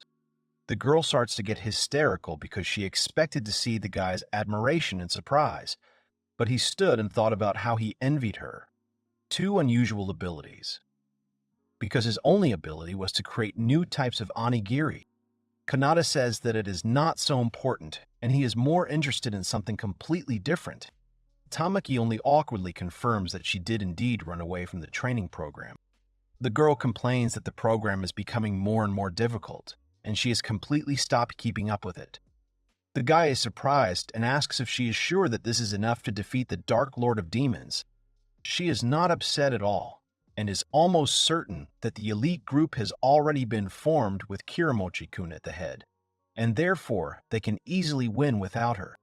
Kanata asks how the others are doing, and if everything is okay with the girl. She only hesitantly agrees with him. She says that everyone in the third team was worried about the guy. Many were saved by the store within walking distance. But now that he's gone, some have even become recluses. Kuramochi's story, as the truth and thought that the boy was expelled due to his own fault. He only said with annoyance that the guys from the first team did not accept him from the beginning. But Kanata's best friend was worried. The girl also asks the hero if he remembers Asagiri, Reku. But he remembered little about her. Tamaki tells him that she went missing around the same time the guy left town, and it seems Minazuhi-san accidentally met her at the gate. She spoke to him and said that since Aki no Seikina's Kun, the former object of her observations, was eventually expelled, she also decided that she had nothing more to do in this city. From now on, she decided to travel freely, so she asked Nizuki-kun to take care of herself and wished him well. The guy is shocked that the girl was watching him the whole time. He asks why she did it, but Tamaki herself did not know the answer to this question. The girl asks if she could have chased him, to which the guy replies that he did not see her. The guy asks if it's okay that Asagiri from the third team went alone, to which Tamaki tells him that Reiki-chan has the ability Poem, but she doesn't know what her ability is. Hinata wonders if the girl could try to find her using her search and track ability. The girl just throws up her hands, because without the prophetic person she was looking for, nothing will work out. And she, unfortunately, took everything with her. In this case, the guy decides to contact a merchant with a good reputation, because maybe he has some information about Asagiri. The girl thanks Kanata. She is glad that he is so concerned about Raika-chan, and thanks him again. For the guy, this was not something special, but rather obvious things. He sincerely hopes that everyone from his class will survive. He wants them all to return to their home world together. The girl is happy about this and smiles understandingly at the guy. She also believes that they all need to return safe and sound.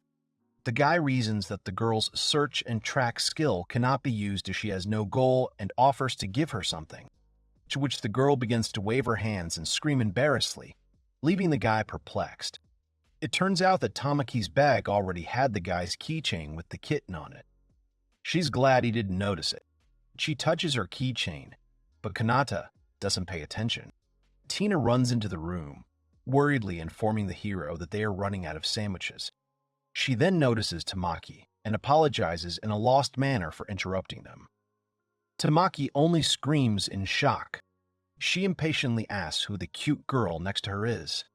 The slightly lost guy remembers that this is their first meeting. Kanata points to the girl and says that she is his hired employee. During the day, they work together in the store, and at night they share a house and take care of each other. The girl introduces herself as Tina and says that she is a little clumsy. Tamaki screams with delight. She realized that Tina was just an employee, but she had no idea that the guy could be experiencing a labor shortage. She screams again and offers to hire her too. Tina intervenes in the conversation. She says that she is sorry to talk about it, but since she started working here, the shortage of hands has diminished, so 2 people, in her opinion, are now quite enough. She turns to Kanata, expecting his approval of her words. He is only surprised, but notes that, thanks to Tina, everything really has become much easier. But still, there is a shortage of labor. After these words, Tina is upset, and Tamaki is happy. Tina covers her face with her palms in disappointment. The guy tries to calm the girl down by saying that Tamaki can be loud and selfish, and also sloppy like an old man. But she's not that bad. The guy remembers and tells Tamaki that the level of his store has increased a lot. They take her inside the store, causing her to look in surprise at how much variety they have inside. Tamaki is delighted that they have many kinds of sandwiches, rice balls, and drinks. There is also a large selection of sweets, such as pudding and melon bread. Kanata proudly reminds his friend that he once had only 3 items.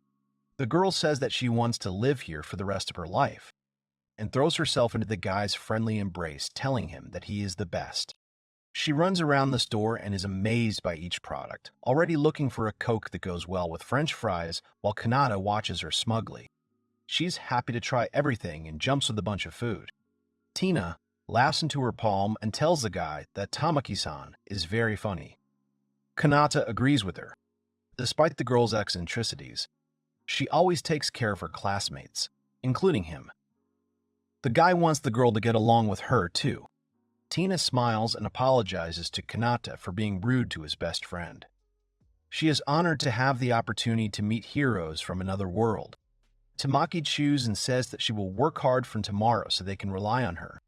The next day, Tamaki howls in exhaustion and asks for a break. Kanata is surprised at how quickly the girl is exhausted. There were no visitors, so they unanimously decide to take a break. The guy thought that for some reason there were far fewer customers today than usual. Tina went to close the door, but there was a customer standing outside. Kanata was surprised because the head of the district, Soshi Melty, was waiting for him outside the door. Although she is called the district chief, there is no clear administrative division in the outside world. She is an elder and often acts as the organizer of meetings for the residents. The woman reports that she really likes these French fries. The gentle and friendly Soshi is loved by all the locals. Outside the wall, she is called the head of the district and mother of the district. She thanks the heroes for their hospitality, and Kanata thanks her in return for accepting him as a newcomer. The woman believes that Kanata has become an indispensable person in their area, so they should be grateful to him. So she asks the guy to introduce her to his employees. Tamaki introduces himself to the woman as a hero from another world, like Kanata, and tells her that he is glad to meet her. So she smiles and says that they are honored to have 2 heroes in the outer wall area. Tina also meets the woman and thanks her for taking care of them. Kanata doesn't understand whether Tina is bothered by the fact that she is from the central part of the city or not. So she tells the girl that she looks like an angel. She had been told for a long time that a nice young girl worked here, and she was very glad that she finally saw the one she had heard so many good things about. The girl is very happy, and with tears of joy thanks Soshi, because she is also happy to meet her. Kanata is happy that Soshi and Tina have become friends. The guy thanks the head of the district for visiting them today, but wonders whether she came on some business or not. Soshi, putting her hand on her heart, says that she actually came here to tell him something important. She's very sorry, but she wants the guy to leave his place and this store immediately. Zarl appears out of nowhere and fully supports the woman's words. Everyone except Soshi is frightened by the merchant's sudden appearance. Kanata asks when he managed to appear here. He reports that they were so engrossed in their conversation that they didn't even notice him, so he simply walked through the door. He compliments Tina and the leader, but then notices Tamaki and realizes that before he knew it, the number of beautiful and charming flowers had increased. So she tells Zareel that he came just in time as she was talking to Akino-san. The merchant apologizes and asks her to continue. To avoid misunderstandings, the woman explains that this is necessary first and foremost to protect Akino-san and the store. The guy looks at the woman with confusion, repeating her words. She explains that this region has been inhabited by an ancient earth dragon since ancient times. It has existed on this land since before the current demon lord created the monsters. It nests in the mountains and sleeps, but once every 4 years it comes down to search for food. Kanata is simply horrified. He screams in alarm and tries to understand why he was told about this only a couple of months after his arrival in the outer environment area. Zareel just scratched his head guiltily because he thought the guy knew about it. He explains that the giant wall in the city is also a defense against the ferocious earth dragon. The boy ponders that the words that newcomers should live outside are a precaution against the ferocious dragon. Kanata wonders, what if this earth dragon named Kadis attacks? What will the people behind the wall do? It's not enough for him to be safe. Zareel explains that of course most people are temporarily evacuated, but some still have problems with money and health. Unable to evacuate, they become victims. Kanata doesn't understand why people living in the city can't help them.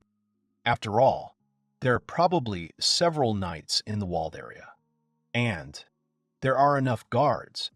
And if the exact time of his attack is known, can't they at least shelter the residents inside the walls during the attack?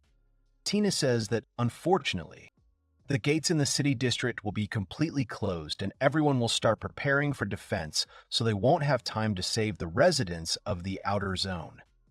Kanata wonders what this means.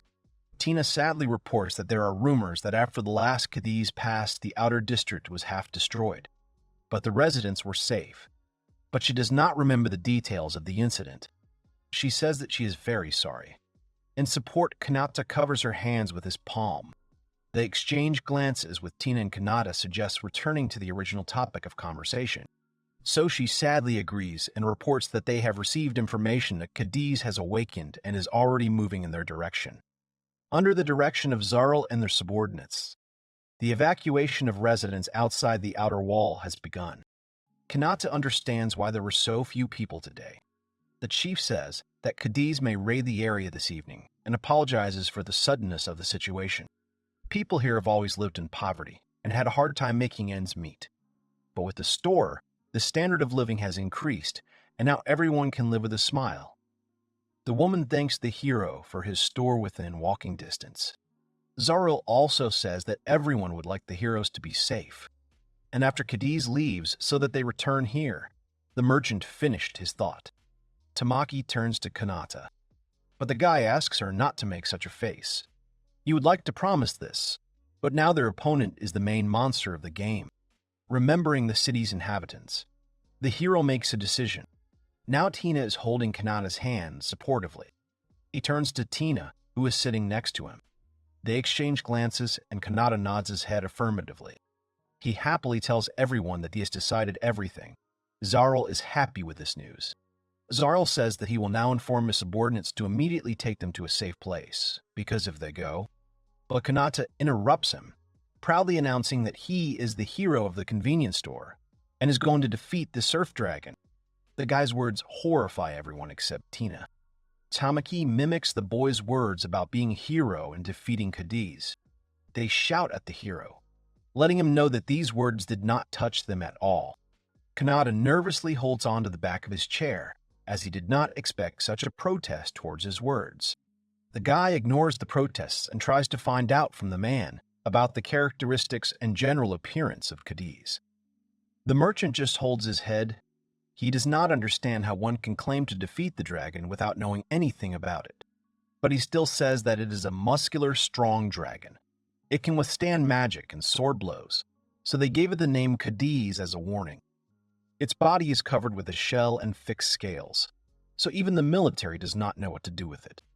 The guy realizes that this is a rather problematic dragon with a full spectrum of resistance and thinks about it. Tamaki panics, because even though they are heroes, she is not sure they can do anything. Tina asks if the guy has a plan. The young man has already come up with something, but he hasn't tried it yet, so he's not sure whether it will work or not. Kanata wants to thank the people of the Outer Wall area for giving him a place where he feels comfortable, but he will need your help to make it happen. The hero understands all the risks, but asks everyone in the room to lend him a helping hand. Tina immediately supports the guy and says that she will always support the interests of those she protects, so she believes in him. She says that she will be happy to help Kanata. They both exchange awkward glances. Tamaki screams sharply. She also volunteers to help the guy because she believes in him and promised to protect him. She says that she has been friends with Kanata for a long time, so she has no other choice. So she also calls for help. But since she does not have special abilities like them, she will be able to take care of the wounded. Kanata is sincerely happy and thanks everyone. Zarl is tense and doesn't even know what to do. He worries that it could all go sideways because of them. Kanata just laughs and says that if the merchant helps them, then the guy will help him too. Zarl still asks the guy to share with him the secret plan to destroy Cadiz. Night falls. All preparations for the meeting with the dragon are completed. Now all that remains is to light the lanterns one by one. The guy thanks everyone for their help and asks to evacuate those who have finished their work. The people below accept the order. The hero looks down and thinks. Tamaki was put in charge of the drone, so she is waiting for the command from the store to control it. Thanks to the help of others, they have everything ready. And now everything depends on whether the hero can defeat the dragon or not. So far he has managed to cope, but this time he has to fight a powerful dragon. The guy is worried whether he will be able to defeat him when he sees him up close, because if nothing happens, he will put everyone in danger. Tina carefully approaches the tense guy and asks if everything is okay with him. Kanata shares with the girl that he is actually very scared right now. Tina supports the hero by saying that with their help, he will definitely succeed. Kanata is flattered by the girl's confidence and would like to have the same. Then Tina decides to tell Kanata the magic words. He is surprised. She tells him that even if he makes a mistake and the whole world hates or rejects the hero, she will always be there anyway, so the guy shouldn't be afraid of failure. She doesn't care if he's kind, brave, or the most cowardly. She will accept and protect Kanata no matter what. He looks at Tina in surprise. She just smiles shyly and asks if her words brought relief. The girl's words really helped the guy and gave him confidence. He tells her that it really was magic. Tina is happy and smiles at the guy. But suddenly they are interrupted by a roar in the distance and the screams of people. Cadiz arrived and settled in the mountains. The heroes look in amazement at the huge earth dragon. Kanata yells at Tamaki to start guiding the dragon with the drone. The girl reacts quickly and starts actively clicking on the computer. The drone heads towards the dragon. Kanata only gets more tense, because Cadiz is much bigger than he imagined. Tamaki happily pops out of the hatch, announcing that the dragon has gone after the drone and she expects praise. The girl says that they accept the challenge even though the dragon is huge. Although to tell the truth, her knees are already shaking. Tina calms her down and says that everything will be fine. The guy answers uncertainly, probably scaring Tamaki. Kanata thinks that the magazine should not be much smaller than the giant monster. He wants to believe that it will still withstand the collision. The dragon moves quickly towards the store. The heroes hold on to the rope, and Kanata orders everyone to prepare for the impact. Cadiz crashes into a building. There is a dull thud. The guys hold on to the magazine with all their might. Kanata gets up and checks if everyone is okay. They were able to survive this stage. But this is far from the end. They take fire extinguishers and move on. The three heroes are determined. They run towards the dragon with fire extinguishers in their hands. The guy orders them to aim straight. The dragon notices the heroes and they are horrified. The dragon tries to protect its eyes. Although the outer shell is hard, everything inside is soft. The boy decides to focus on Cadiz's eyes and mouth, so he dares Tamaki to do it. The girl is scared and wants to go back to her parents, but she still goes into battle. The guy put the store here to distract Cadiz. The building was supposed to act as a safety net, stop the onslaught on the city, and prevent damage. They needed to make Cadiz retreat, and then attack again. Kanata resolutely continues to throw fire extinguishers at the dragon until it falters. He throws a fire extinguisher into his mouth, and Tamaki starts to freak out in fear. Even this doesn't make the dragon retreat, which makes the guy nervous. He really wanted to tear the monster away from the store for at least a second. He turns to the girl to ask for a working fire extinguisher, but she is not in her place. He looks for the girl in confusion, but only Tina is nearby. He asks the girl where Tamaki is, and suddenly notices the broken side of the building. Kanata is very scared at the very thought that the girl could fall. Suddenly, the dragon roars and spits out all the fire extinguishers right at the hero. He screams down in fear and calls for Tamaki.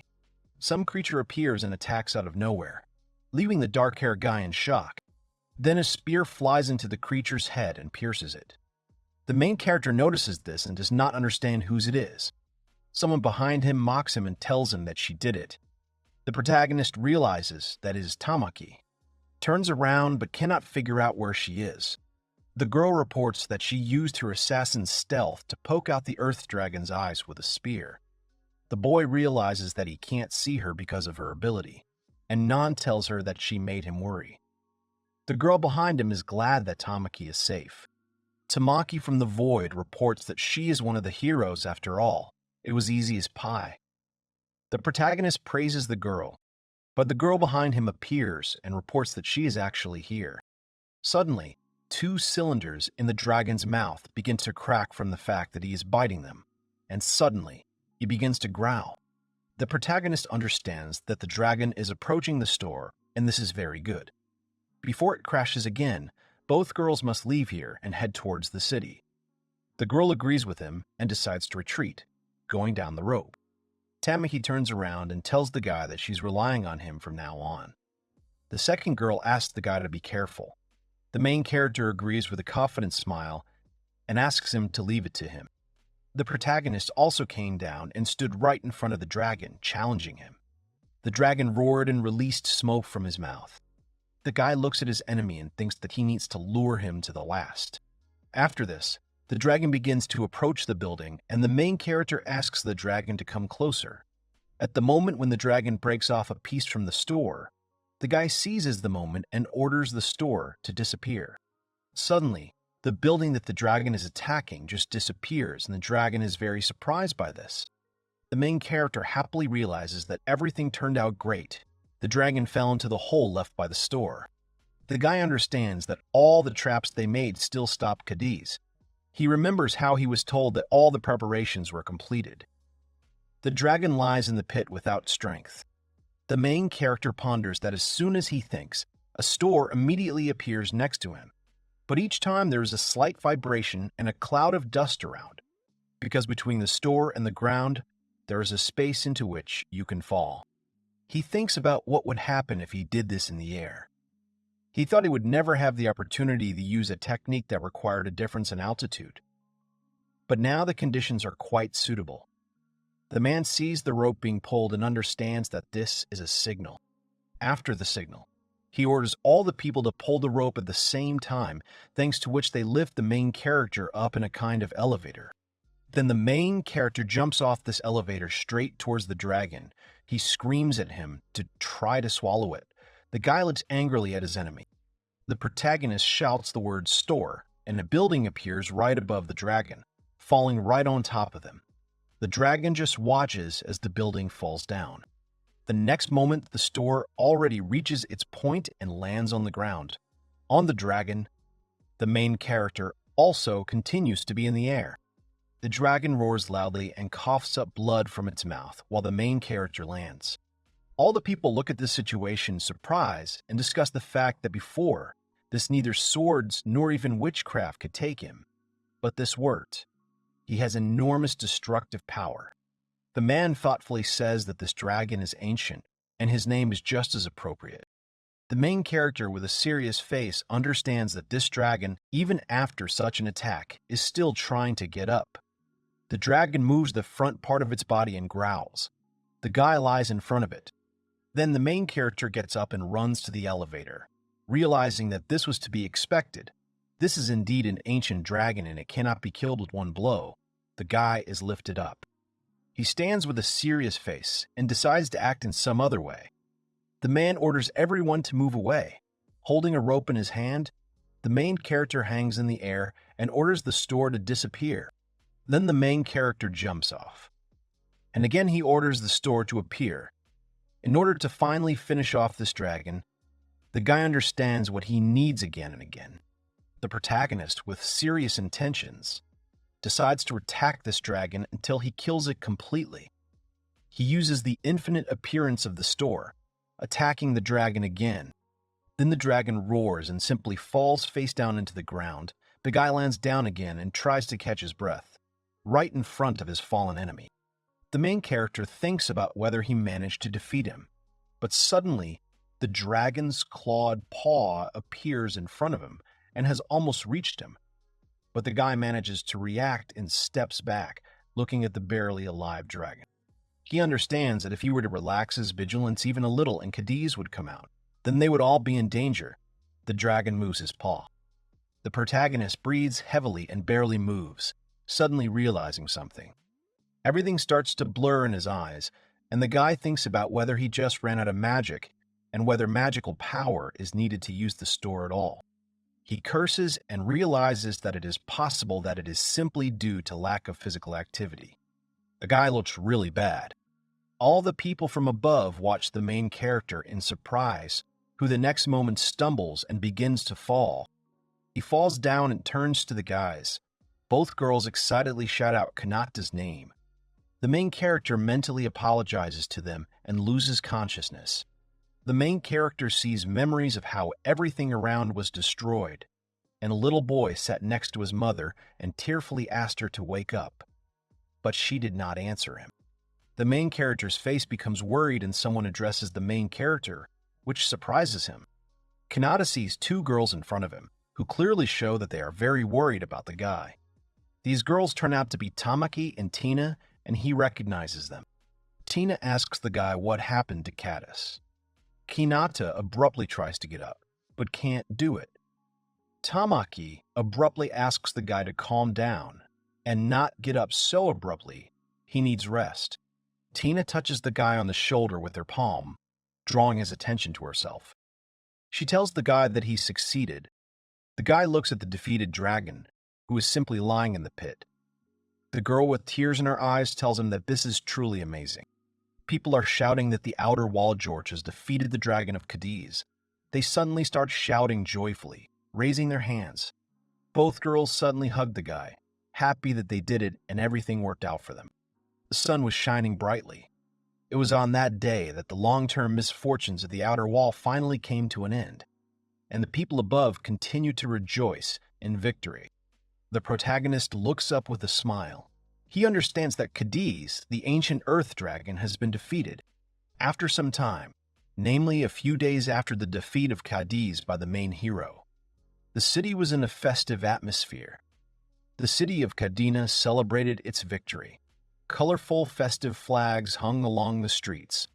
All the residents are at the celebration. All of them, both inside and outside the walls, came out of their houses to drink and congratulate each other. Unfortunately, however, the protagonist was exhausted and was in bed at the time. He slept in his 24-hour store for several days, and the shirts were added at level 4. The main character remembers that there was another disappointment. He noticed with tears that his level for some reason did not increase after the victory over Cadiz. It remained 24. He asks if it's because he killed him with a convenience store. He's thought about it a few times. But when he was just running a business, his level went up. The main character introduces his shop, which has arms, wings, legs, and weapons.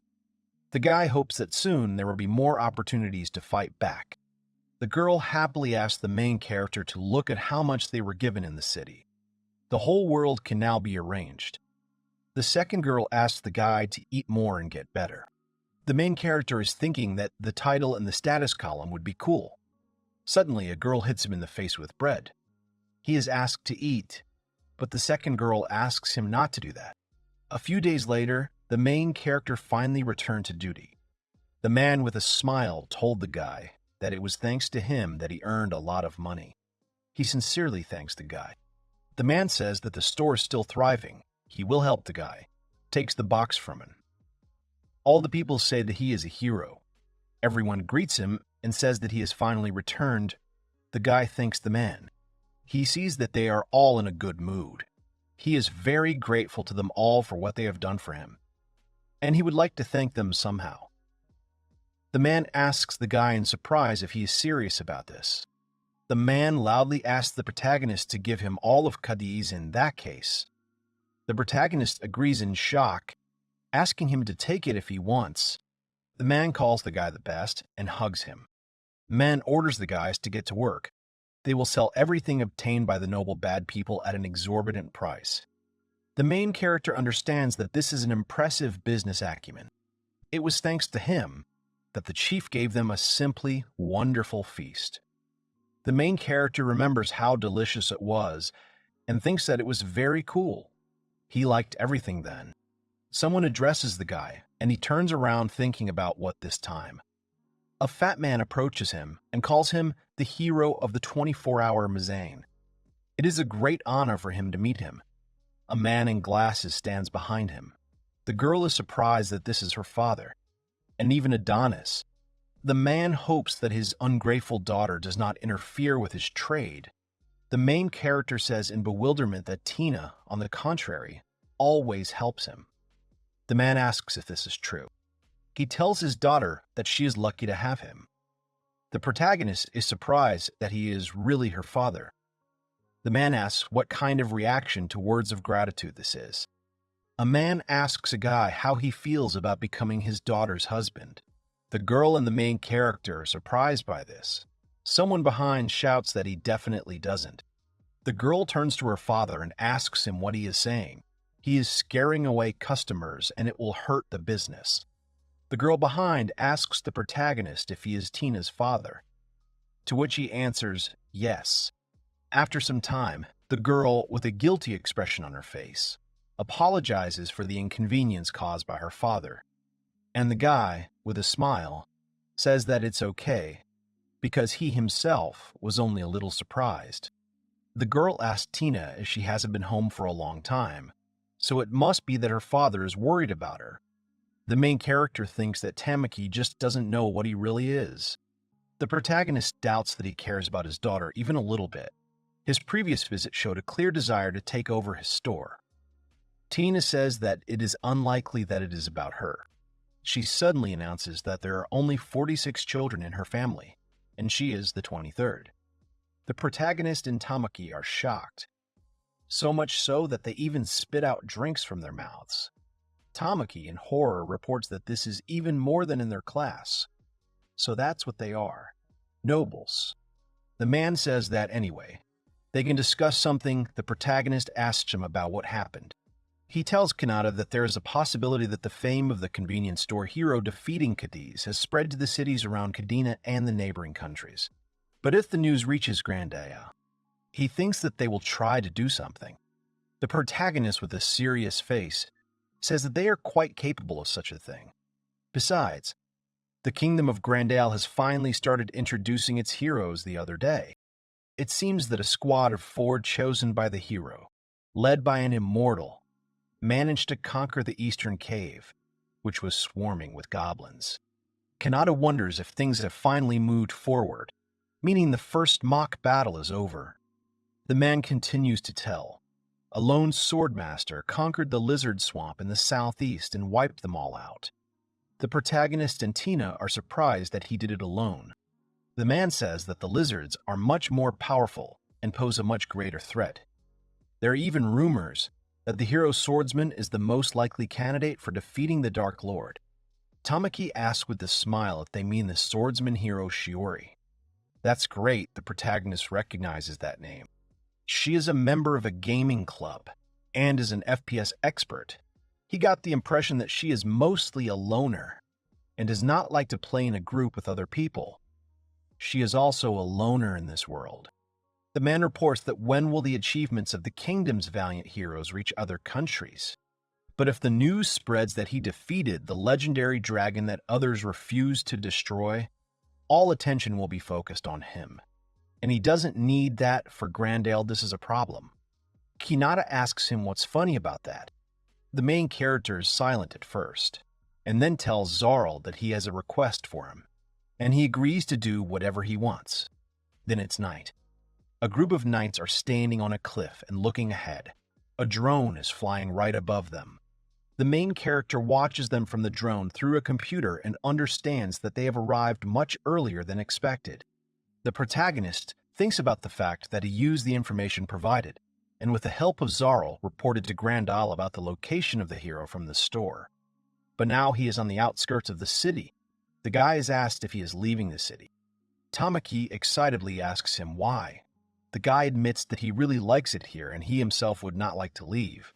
But someone is looking for him, and if the pursuers from Grandale come for him, they will devastate the entire city. The main character does not want to involve the residents in trouble, especially now, when the threat of attack from Cadiz has passed. Everyone listens attentively to the guy. Tamaki sadly says that it's a pity, because he became so friendly with everyone. The guy also sadly agrees with her.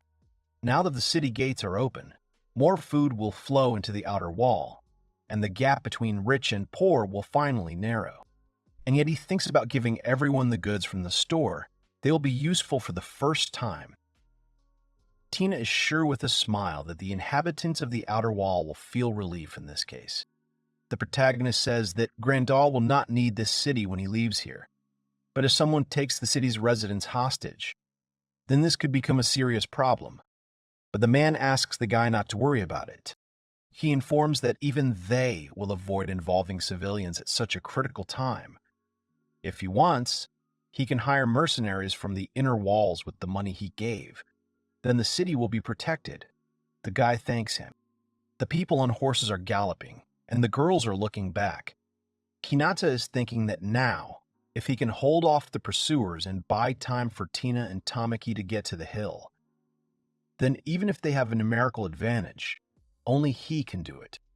The protagonist watches a group of people in front of the store from a drone and realizes that he sees that Mrs. Crusades and the heroes are not there.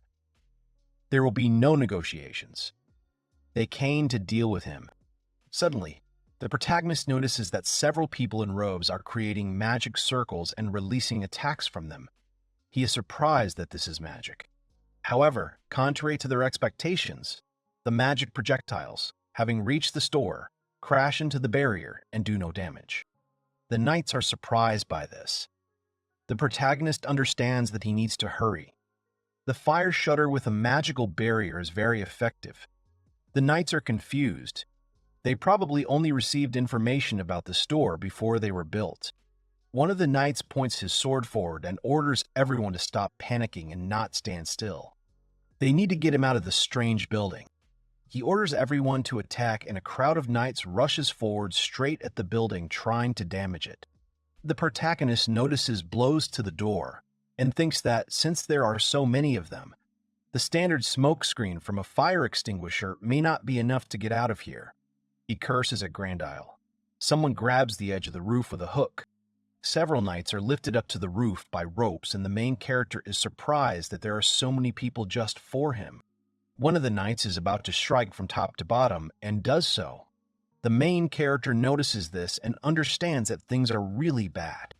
The girls look forward with excitement. Standing on the rock, they think about Hinata. Is everything okay with him? Tamaki is sure that everything will be fine with him. After all, he defeated Kadas himself. The protagonist again notices the knights hitting the building and thinks that this is not good. He holds a fire extinguisher in his hands with a serious face. Suddenly, the system reports that the level of the 24-hour store hero has been increased. The guy happily realizes that he seems to have gained experience from the knights. So in any case, it is in his favor. The main character raises his hand with a smile and decides to activate the status check. The status contains information about him. His only skill is a level 5 shop. His stats are Stamina 8, Strength 8, Agility 6, Magic 0, and Luck 8. He has no mastered spells or skills. His title is Legendary Earth Dragon Slayer. At first, the main character beamed and began to rejoice that there were also lunchboxes and a microwave. This is simply amazing. But suddenly the main character looks at something in bewilderment. Kanata sits at the computer and understands that there are things here that usually can't be in the store. He thinks that this is some kind of mistake. Drones and machine guns with magical barriers are very strange. Hei decides to do something and starts clicking and moving the mouse with a serious face. He clicks on the icon of the 5 Gatling machine guns.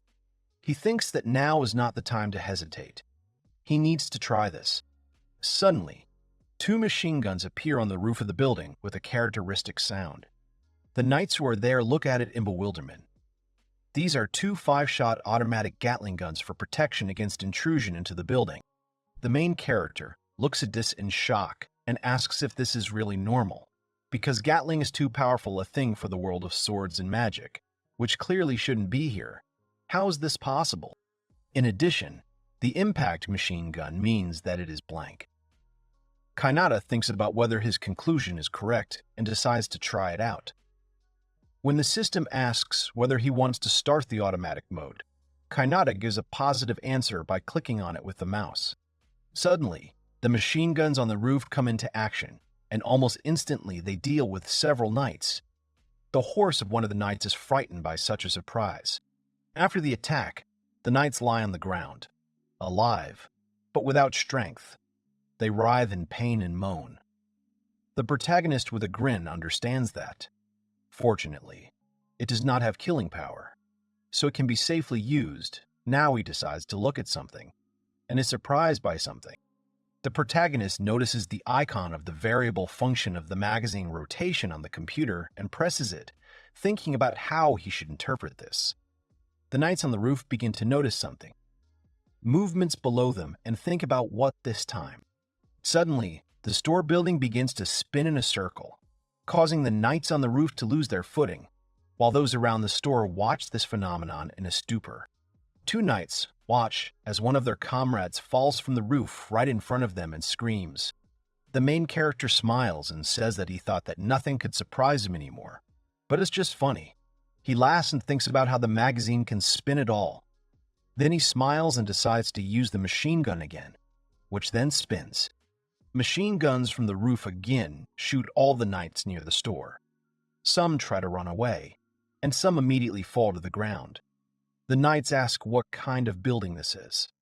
They were not warned about this. They do not know what to do. One of the knights, the commander-in-chief, informs everyone else that this mission was entrusted to them by Lord Drake, the Prime Minister of Grandale. So let them not think that they can return without achieving success. They must go and not be afraid. Kanata thinks about who Drake is. The guy's standing at the computer and thinking that since they are demoralized, now he has a chance to escape from here. He clicks something. Thanks to the store, their escape plan will work. He decides to try something else. Kanata activates the drones with the smokescreen dispersal function. Several drones fly out onto the street right above the store, after which they disperse smoke onto the knights. They begin to choke and cough from such a large amount of smoke.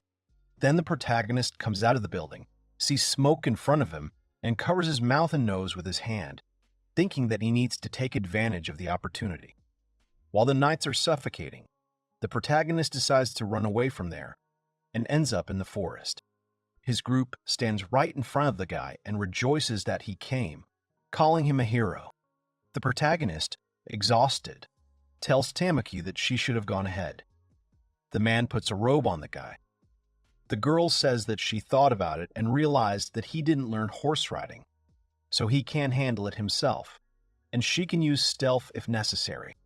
The girl is the first to climb onto the horse and asks the guy to climb faster, but he says that he can't. He can barely move, and Zeryl asks them to hurry up. The protagonist and Tamaki then look at the man with a smile, and Kanata sincerely thanks him for his help. Zeryl winks his eye and thanks the guy himself for letting him earn so much money. And yes, if they are alive, they will definitely cross paths again somehow. The man wishes them luck and the horse starts to gallop. Tamaki and Kanata are scared by these sudden movements. The guy looks back with a smile and shouts gratitude, and also asks to say hello to everyone in the city. The girl looks at the road with fear. The man continues to look after them for some time and wave his hand, his white horse standing next to him. Shortly before the destruction of the legendary earth dragon Cadis in the kingdom of Grandale, during the day, in the Great Hall, a girl thanks someone for having come all the way from the west, and she asks with a smile how she can help them.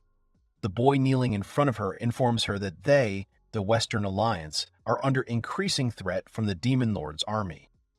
This is Karlgen Steiner, an envoy from Carteros, one of the Western Alliance countries. The guy says that they can barely stand on their feet, and recently the existence of demons that have intelligence and are able to control magic has been confirmed. The knights look at each other, but someone coughs and they suddenly stand up. The girl promises with a smile that they will provide generous support to their country in terms of soldiers and supplies, and send 10,000 soldiers to the expeditionary force as soon as possible. Karlgen is surprised by this number and admits that the rumors about her grace were true. The girl promises to do her best to fulfill the duties of a great nation, fighting together against the Demon King. But there's a nuance. A guy with a serious face asks the girl if their newly summoned heroes can help them. Someone next to the girl reports that, unfortunately, the heroes from another world are unable to resist the army of the Demon Lord. The fair-haired guy sits and with a smile announces that very soon they will have the opportunity to show their abilities. The girl agrees with this and says that everything is correct. Let him just be patient a little longer. The guy is staring at something. The guy sits and reflects on the fact that in recent years she has lost both parents due to a series of strange illnesses, and, despite her youth, inherited the throne. And at the same time, her political abilities are highly valued in the West, and this upsets him. The fair-haired guy says that's all. Let him calm his rulers down. The guy, with all due respect, asks him who he is. He apologizes for not introducing himself yet. The guy says that 6 months ago he was summoned from another world. He is glad to meet them. He is Kuramochi Yuto, a hero with the ability of immortality. The guy looks at this in surprise. Karlgen continues to sit on his knee and asks Yuto if he is a brave warrior from another world, so that he can forgive him for his rudeness. Yuto smiles and says that, although it can be called a military secret, their squad of chosen heroes has already destroyed the eastern lair of the goblins and the dwelling of the lizards. He remembers these moments, so the day is near when they will be able to fulfill their wish. Karlgen, in a stupor, reports that he does not believe this. The destruction of the lizards is really a feat. In any case, Karlgen is confident that they will be able to provide a good report to the 3 countries. He thanks for the audience. The guy stands up and bays. The guy leaves the room, and the girl asks Yuto if everything is okay. Yuto gets up and says that yes, everything is fine. He thinks that this noisy Western Alliance needs at least some kind of report on the heroes. Yuto touches the girl's chin and asks her not to worry so much. If she listens to him, then everything will definitely be fine. The girl touches his hand and shyly agrees, and will do everything as he says. Suddenly, someone interrupts them, enters the hall and addresses His Majesty, Kuramochi Yuto. An older man in a headdress says that he has something to tell them. The girl is surprised that it is Prime Minister Drake. Yuto calmly asks the man what the matter is. He talks about how they received news that a hero from another world, calling himself the convenience store hero, managed to kill the legendary earth dragon in the western autonomous region of Kadena. The girl and Yuto are surprised by this. The girl says that the hero of the convenience store killed the dragon. This simply cannot be. The girl asks excitedly, didn't he say that he was a villain who did evil while being a hero? Why did they treat him so badly? She heard that he suffered incredibly and still regrets it. She turns to Yuto and asks if it's true that he killed the earth dragon. Would a villain do that? Yuto asks her to calm down. It's probably not that simple. It could be false information to deceive them. The girl screams at the Prime Minister to immediately send a search party to Ken because they must. The girl does not have time to finish speaking when suddenly Yuto reaches out to her, orders her to sleep, and she begins to lose consciousness. After that, the girl lies sleeping on her throne. The guy sighs and says that people who lack self-control are a real threat to the country. She is a naive girl, so he thinks that she does not understand how important it is to lie sometimes. She is still young. The Prime Minister asks Yuto if he put her to sleep again, since he is also a bad person. The guy ignores this and asks the man if this information is true. He reports that all the merchants in Kadena were talking about the hero from the shop, so they can be sure of it. Yuto asks with a smile if he only has the shop and doesn't have any combat abilities. How did he do it then? He doesn't know what kind of monster this legendary earth dragon is, but he thinks that the deputy headman, who was also one of the chosen ones, was by his side and helped him. He imagines Tamaki in his head. Now, apparently, she lives on the very outskirts of the city. She can confirm the truth to them and get rid of her. They can simply assume that some monster killed her and report to the queen that their theory is actually correct. The guy asks the Prime Minister if he can send a strike team right away, and he agrees with his order. He agrees to his order. The system board states that he is Drake, Prime Minister of the Kingdom of Grandale, holds the title of usurper, killed Cruci's parents with a spell, made the young girl heir to the throne, and will try to appropriate the kingdom's achievements. Yuto smiles as he thinks that he clearly has a reason to be called the usurper, a truly useful pawn. In addition, he managed to brainwash the queen with his skills. Now there will be no problem with control. He has advanced appraisal magic. Drake asks Yuto about what about Assassin's heroine. The guy asks not to worry about it, because he will deal with it himself. Unlike the incompetent hero of the store, it will not be difficult to find her. Someone is hiding behind a column. The man asks for forgiveness in this case.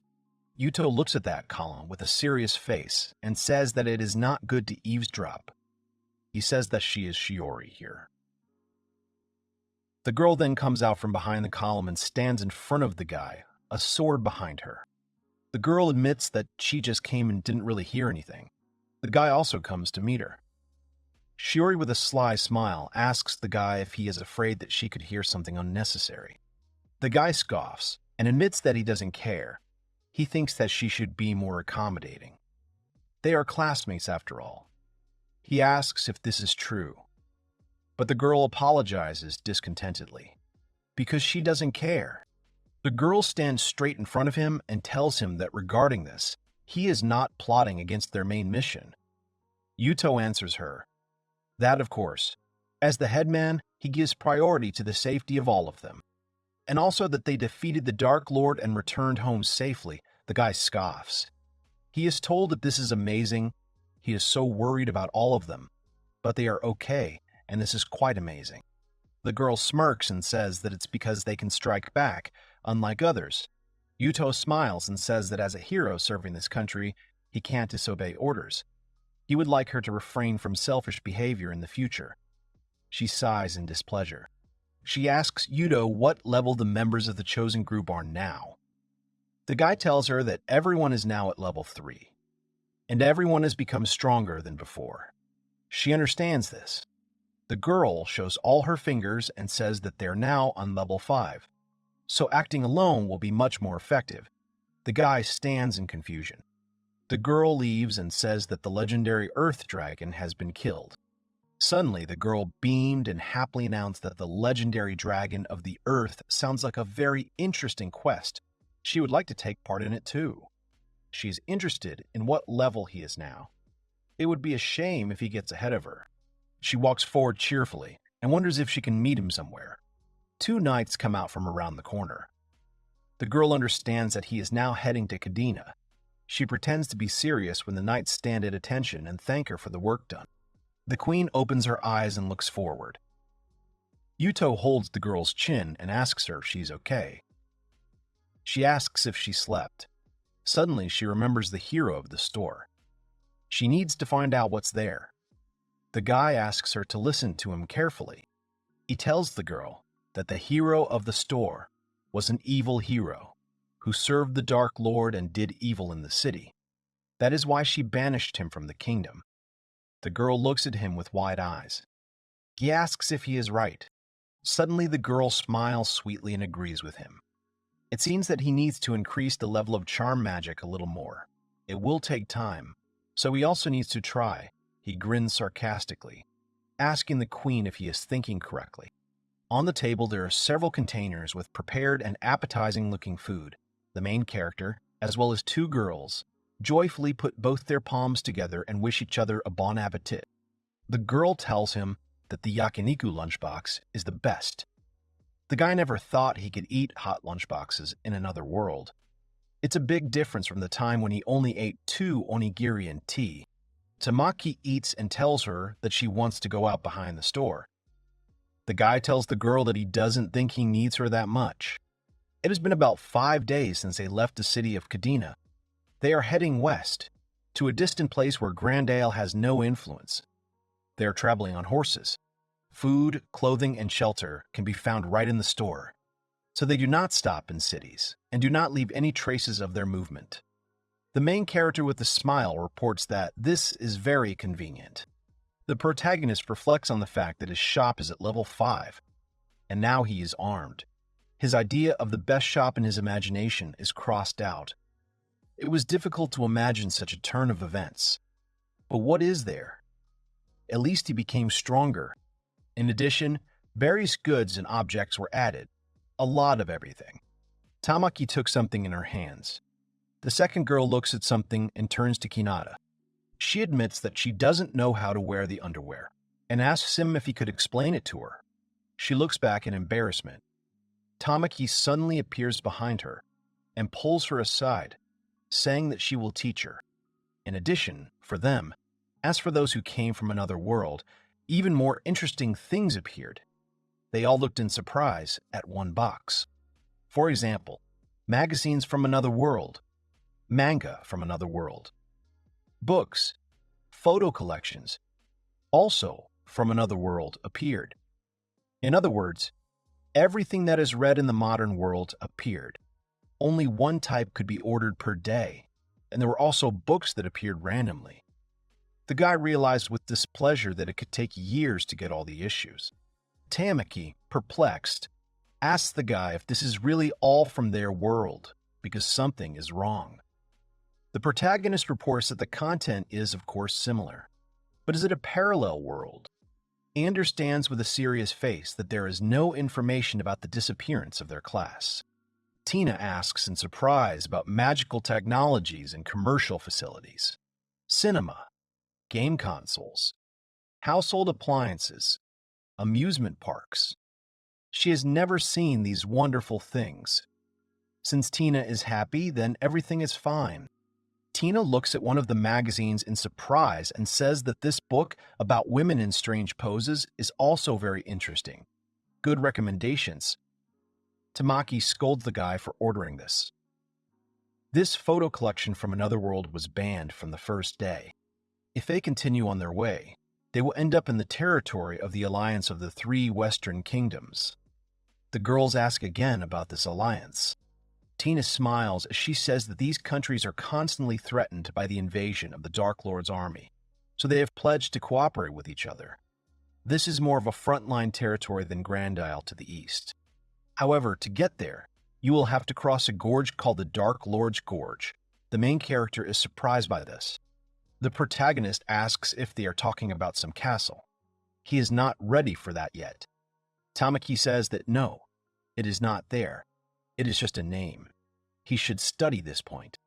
Tina says with a smile that, as Tamaki said, the castle of the current Dark Lord is on his territory, further west from the alliance of 3 countries. The guy asks Tamaki not to burst with pride. The girl is pleased with herself. The Dark Lord's Gorge is said to be the base and burial place of powerful monsters that served the Dark Lord who ruled the entire world in ancient times. Moreover, due to the curse of the Dark Lord, those who once fell to the bottom of the gorge will no longer be able to choose. The main character and Tamaki are frightened by this information. Tina tells him that this also applies to monsters, but there are safe routes that many merchants use so they can rest easy. The guy sighs with relief and admits that this sounds encouraging. He sits and thoughtfully asks if it turns out that even if they defeat the current Dark Lord, will he appear again? Tamaki says that of course it is possible. But what else can they do? Tina suddenly becomes despondent about this. After this, she confesses to her friends that she knows something, although she is not sure of the truthfulness and she has no evidence. She tells the two of them that in this world there's a book called Forbidden Knowledge. However, this book is not so easy to find. The protagonist and Tamaki are surprised by this. Tina reports that people say that most of these forbidden books were burned to ashes by the church, so that no one could ever read them. Even as a child, she somehow accidentally found this forbidden book in the underground library of Kadena. Out of curiosity, she then picked it up and read what was written in it. The girl was surprised by this then. Tina, with a worried face, reports that the Dark Lord appearing in this world is the creation of heroes summoned from another world. The protagonist, along with Tamaki, are stunned by the news. Tamaki excitedly asks her if this means that they become Dark Lords. The guy says that in order to defeat the Dark Lord, they summon heroes from another world, and they become the Lords themselves. It's some kind of endless cycle. The girl, closing her eyes, tells that although it is now impossible to confirm the contents, it was also said that among the heroes summoned from other worlds, those of them who possess certain abilities will eventually become Dark Lords. People in ancient times knew this, and if someone with such abilities appeared when a hero was called, then measures were taken to immediately get rid of him.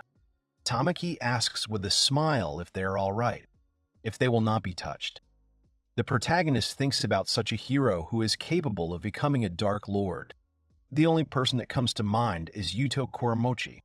He imagines the image of the guy in his head and thinks about the fact that he will not be the last ruler. After this, the main character asks Tina what was written on these abilities and what they should ultimately be like. The girl reports that, unfortunately, this part was damaged. But judging by the content of the text, these are just special abilities that are clearly different from those of other heroes. It is clear that she herself is worried. The main character says that his store is also special, if you can call it that. But no matter how you look at it, there is no hint of some Dark Lord. He thinks that the means of protection are, of course, dangerous, but this is clearly not what is needed. Tamaki suddenly remembers something and says that there are also hot lunches, delicious sweets, and they save the inhabitants of the outer wall.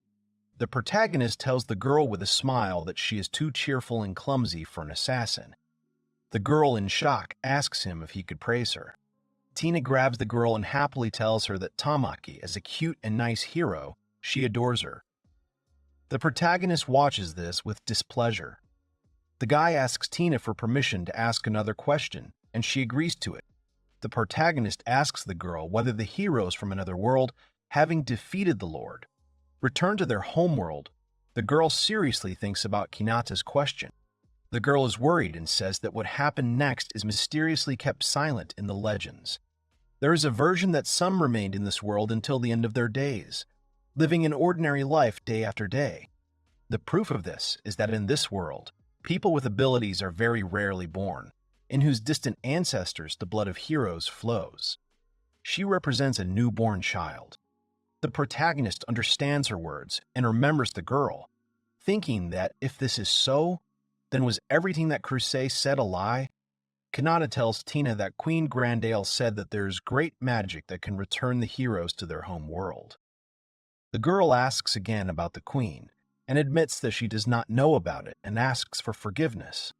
However, Grandale is a respectable kingdom that has held hero summoning ceremonies since ancient times, so it is possible that she's acquired some secret magic from another world that they are unaware of. The protagonist says that in any case, as she said, now they must defeat the Dark Lord. Tamaki says that although this is the whole story and is a little scared, suddenly Tina turns to Kainata and Tamaki at the same time. The girl looks at her two friends worriedly and tells them that if they defeat the Dark Lord, will they both return to their original world? They both are surprised by this. The main character suddenly remembers that they wanted to return home, but if so. The girl suddenly grabs her mouth with both hands. Suddenly she lowers her hands and holds herself together, asking for forgiveness from the two of them sitting there. She asks whether this is precisely why they are now moving forward. First of all, they need to move towards the alliance of 3 Western countries. The protagonist and Tamaki look at the girl thoughtfully. Then it becomes time for them to prepare for departure, and Tamaki decides to help Tina, while the protagonist thinks about something. The main character becomes interested in what the previous heroes were thinking when it was time for them to make a decision. He looks at the sky. Then they eventually continued on their way. After weeks, they finally reached the ravine of the Dark Lord, in front of which there was a signpost. Their whole group is surprised that the bottom of the gorge is not visible at all. It is scary to think that there are demons down there. These are demons that served the Dark Lord in ancient times and survived. They're as huge as Cadiz, or even bigger. The main character thinks that the Dark Lord who controlled them in the past was probably a cool guy, even more than Cadiz. He asks Tina how he was defeated in the first place, and the girl tells him that since there are no records in the old books about how he was defeated, she is also interested in this. The protagonist reports that he heard something about this during classes as part of the hero training program. The guy turns around and, noticing that Tamaki and her horse simply disappeared, asks where she is. He is shocked by her disappearance. Tina tells him that, as far as she remembers, Tamaki said that she would go on reconnaissance. The girl then asked her to be careful, and the guy did not pay attention to this, and now asks Tina if she is serious. The protagonist thinks with displeasure that she's been acting on her own for a long time, and he immediately remembers the past. How she constantly left him and their friend for the cat or for food. The boy tells Tina that he will go and look for her, and she should rest for now. She understands him and asks them to be careful. Hinata waves to the girl who stayed with the horse. Then the main character walks forward along the gorge and looks around, suddenly noticing something. He notices the silhouette and understands that here she is. It's good that she didn't go far from them. Suddenly, he's in shock from something. The main character is perplexed by the fact that the girl is knocking on an invisible wall, all in tears and screaming. Someone laughs and tells the guy that he is alive after all. The guy stands and silently watches this. There are 2 more people standing near the girl who is locked in the cone-shaped crystal. The one on the right smilingly tells Hinata that they haven't seen each other for a long time. He calls in the guy from the store. The main character falls into a stupor when he realizes that these people are Kanamori and Notori Mitsuki. The girl with glasses is a shield mage. She stands with a serious face. Hinata thinks that this is a simple and quiet girl with glasses, but in fact, she's a stalker who worships Kuramochi. She was watching him from around the corner. They both glare at the boy, who realizes that they are just a pair of bespectacled submissive servants. That's what they are. And even Mitsuki is in there too. Kanamori reports that with the help of a wide coverage of the protective field, it is possible to find a desired person or group of people, and with the help of a protective barrier, it is possible not only to lock him up, but also to suppress his abilities. He asks the protagonist if it's surprising. Mitsuki starts getting seriously angry at the guy. Tamaki is locked up and looks at the two in confusion. The protagonist understands that she's angry. He understands that this is Mitsuki's ability. Kanamori reports that they have already captured the vice president. Tamaki is worried about this. Kanamori states that he is the biggest criminal in Grandale. He will make sure that Kanata is brought to justice. He smiles disgustingly and points his finger at the protagonist. The protagonist angrily shouts at him that he was falsely accused. He sarcastically says that he is scared. All criminals say that. The protagonist asks what kind of justice this is if he takes hostages. The guy gets angry at him. Kanamori asks the protagonist to try not to fall to the bottom under the pressure of the water. If he can dodge and win, then maybe they will let the girl locked up go. The protagonist takes this offer into consideration. Kanamori then moves to attack the protagonist and uses Dark Water Stream. A huge stream of water is directed at the protagonist. Tina sits and thinks about her partners. remembering all the moments with them. The girl thinks that in the end, if they defeat the Dark Lord, then she will have to say goodbye to both of them. She sits next to her eating horse. Suddenly, the girl hears some sound, most likely made by the flow of water. She begins to worry even more about Hinata and Tamaki. Suddenly, there is some kind of rumble, and both of the main characters' enemies are shocked by it. They notice that the main character's store building appears right in front of them. They are both perplexed. The water crashes into the store and simply spreads out to the sides, without harming the main character in any way. The guy with glasses angrily asks Kanata if he used his shop as a shield. The protagonist apologizes to Kanamori with a smile and tells him that he is not the same now as he was then. He stands with his hand raised up. Kanamori stands there and gets angry about this, and Tamaki watches this and starts to rejoice at his success. The guy with glasses says that this irritates him. The protagonist is perplexed. Kanamori raises his hand in anger and says that his smug face is an eyesore. The guy doesn't understand what he's going to do. However, suddenly Kanamori stops saying anything and moving. The main character stands, covering himself with his hands. Then for some time, they all stand in silence, the main character carefully watching something. Suddenly, Kanamori starts coughing and writhing in pain. He falls to his knees. The girl next to him looks at her partner in confusion. Hinata asks what was going on. The bespectacled guy angrily starts stomping and asks the main character what he just did to him. He couldn't breathe. The main character is confused by this, because he didn't do anything. Someone turns to Kanata and Tamaki. The guy turns back. It turns out to be Tina, who looks at the main character with excitement.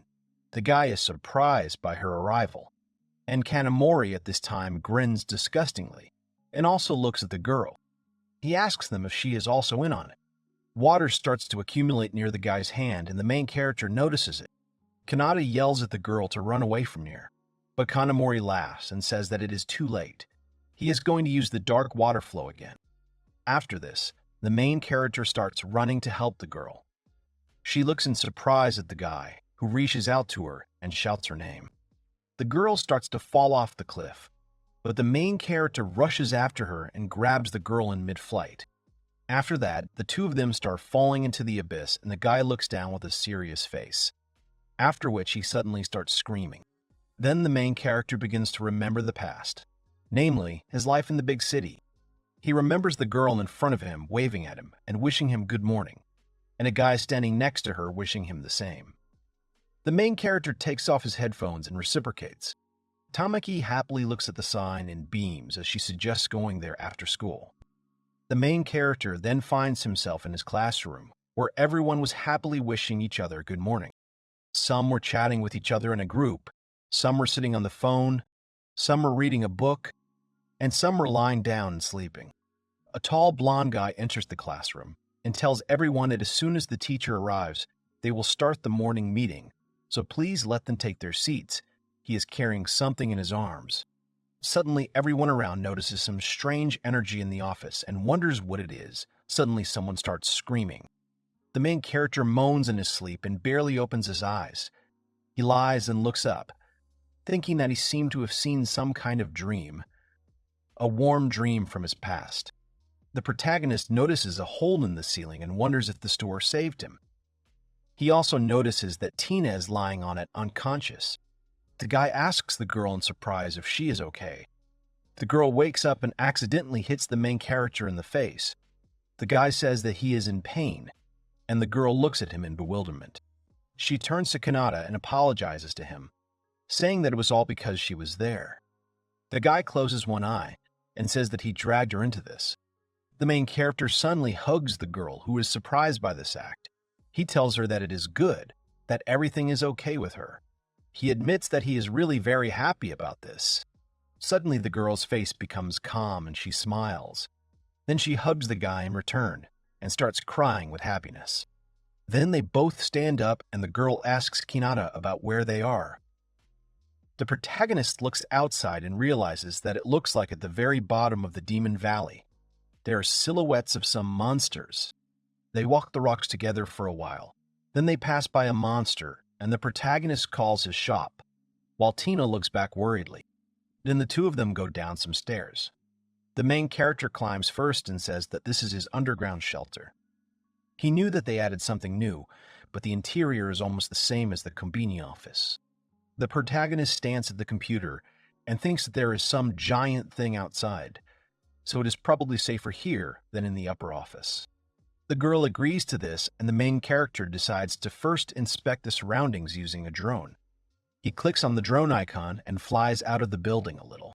Suddenly, they are shocked to see a huge dragon, and the girl asks if it is Caddis. However, Kanata says that no, this creature is much bigger than the one he defeated in Kadena City, and the color is different. Perhaps it is a subspecies. However, there is not just one such dragon there. There are several of them. The guy with a serious face understands that this means that this is the bottom of the Demon Valley. Suddenly, the girl notices something and tells the guy about it, pointing her finger at the screen, where some kind of round creature is moving right towards them. The main character is horrified that this creature drove right through the store and left nothing behind. He is shocked that their store was blown to pieces. The girl also stands in horror. The girl looks around and asks why. In that case, the shelter was not damaged. The main character also pays attention to this. He reports that even when the store collapsed, there were no vibrations or sounds from outside. Perhaps this place exists in a space separate from the store itself. The room they are in is surrounded by pitch darkness. The main character reflects on the fact that this is a strange mechanic, but it's good that it exists at all. Something tells him that this Konbini seems to be pumping up, anticipating their troubles. Kanata decides to try and find out how far they can go up. Gradually, the drone rises to a height of 200 meters, 300, 400, 1,000, 2,000, and finally reaches a height of 4,000 meters. The main character reports that the depth here is very serious. The girl says that she sees light, but suddenly something explodes and the image from the drone cameras disappears, which surprises them both. The protagonist wonders if this is the same demon curse that Tyke was talking about. She said that with demon curses, if you once fall to the bottom, you will never get out. The girl reports that she's seen this for the first time, but it looks like a powerful magical barrier has been installed further on. The main character asks in horror if this means that they will never be able to get out of this valley. The monitor shows a message saying that they have no signal at all. The main character and the girl run forward in shock. The guy screams and tells Tina that she needs to run faster. The girl is scared by this situation. Kanata yells at Tina to use Lightning Dash, and the girl agrees. Then the guy yells at the store to come. The store appears in front of them, and they run into it. Behind them is a huge dragon. The girl shouts at the guy to hurry up. The main character reaches out with his hand somewhere. The very next moment, the walls of the store are destroyed by the dragon's clawed paw. It pierces absolutely everything. The protagonist falls down the stairs and smiles, as he thinks that it's good that they move to a place that seems better. Tina screams Kanata's name. The guy lies on the floor and thinks that this is a completely impossible game. The dragon looks at the door planted on his claw in bewilderment. Kanata reports that at least they have replenished their supplies well. The protagonist hears some kind of squeak. The system informs the guy that the store level has increased. He is surprised by this. Then the same notification comes several times, and each time the main character is amazed by it. He thinks that usually it is once, but here 4 in a row. Tina looks at the guy in bewilderment. The main character admits that his level suddenly jumped by 4, and a joyful Tina says that this is really great. She asks the guy with interest if there's anything new. The main character raises his hand up and decides to check the status. A table pops up with a bunch of added products and a bunch of added household goods. The main character is surprised that the assortment is now just like in a real store. Tina is also surprised by this. The protagonist is of course very happy about this, but now it is not food that is needed. Of all the solid objects, they only have one shower. He goes into it and imagines the layout of the bunker. The guy asks the girl if she is offering him a choice from the bottom of this abyss. And where is the powerful weapon? Even their store is already on the verge of destruction. Kanata hid under the table and covered his eyes with his hands. He apologizes to Tina and tells her that he might not be able to save her. He is powerless. The girl asks him not to lose his mind. She holds the guy's hand and with a smile tells him that they could really use a shower too. She assures him of this. In fact, she is happy and everything is fine. The guy looks at the girl in surprise and says her name. She happily offers him something to eat because she brought a lot of tea and sandwiches. The protagonist asks if they have anything to eat in this situation. She says that it is precisely because they are in this situation. She says that it is precisely because they are in this situation that she gives him a bunch of different food. Tina, smiling, suggests the guy to think together without panicking about how to get out. After eating, the mind clears up and good ideas come. Even at the bottom of the gorge together, everything is not so bad. So they will raise their spirits and go ahead. The main character is embarrassed by this. The guy tells the girl that she is actually right. It is too early to give up. He thanks her for always supporting her. Tina tells him that she is glad that he is in a good mood again. The girl beamed and admitted that they hadn't been alone together for so long. And the guy asked her what she had just said. As a result, from that day on, they began to live as recluses in an underground shelter. The girl was taking a shower. They had been through many attacks and defenses, and in all that time his level had only gone up 1. He was upset about that.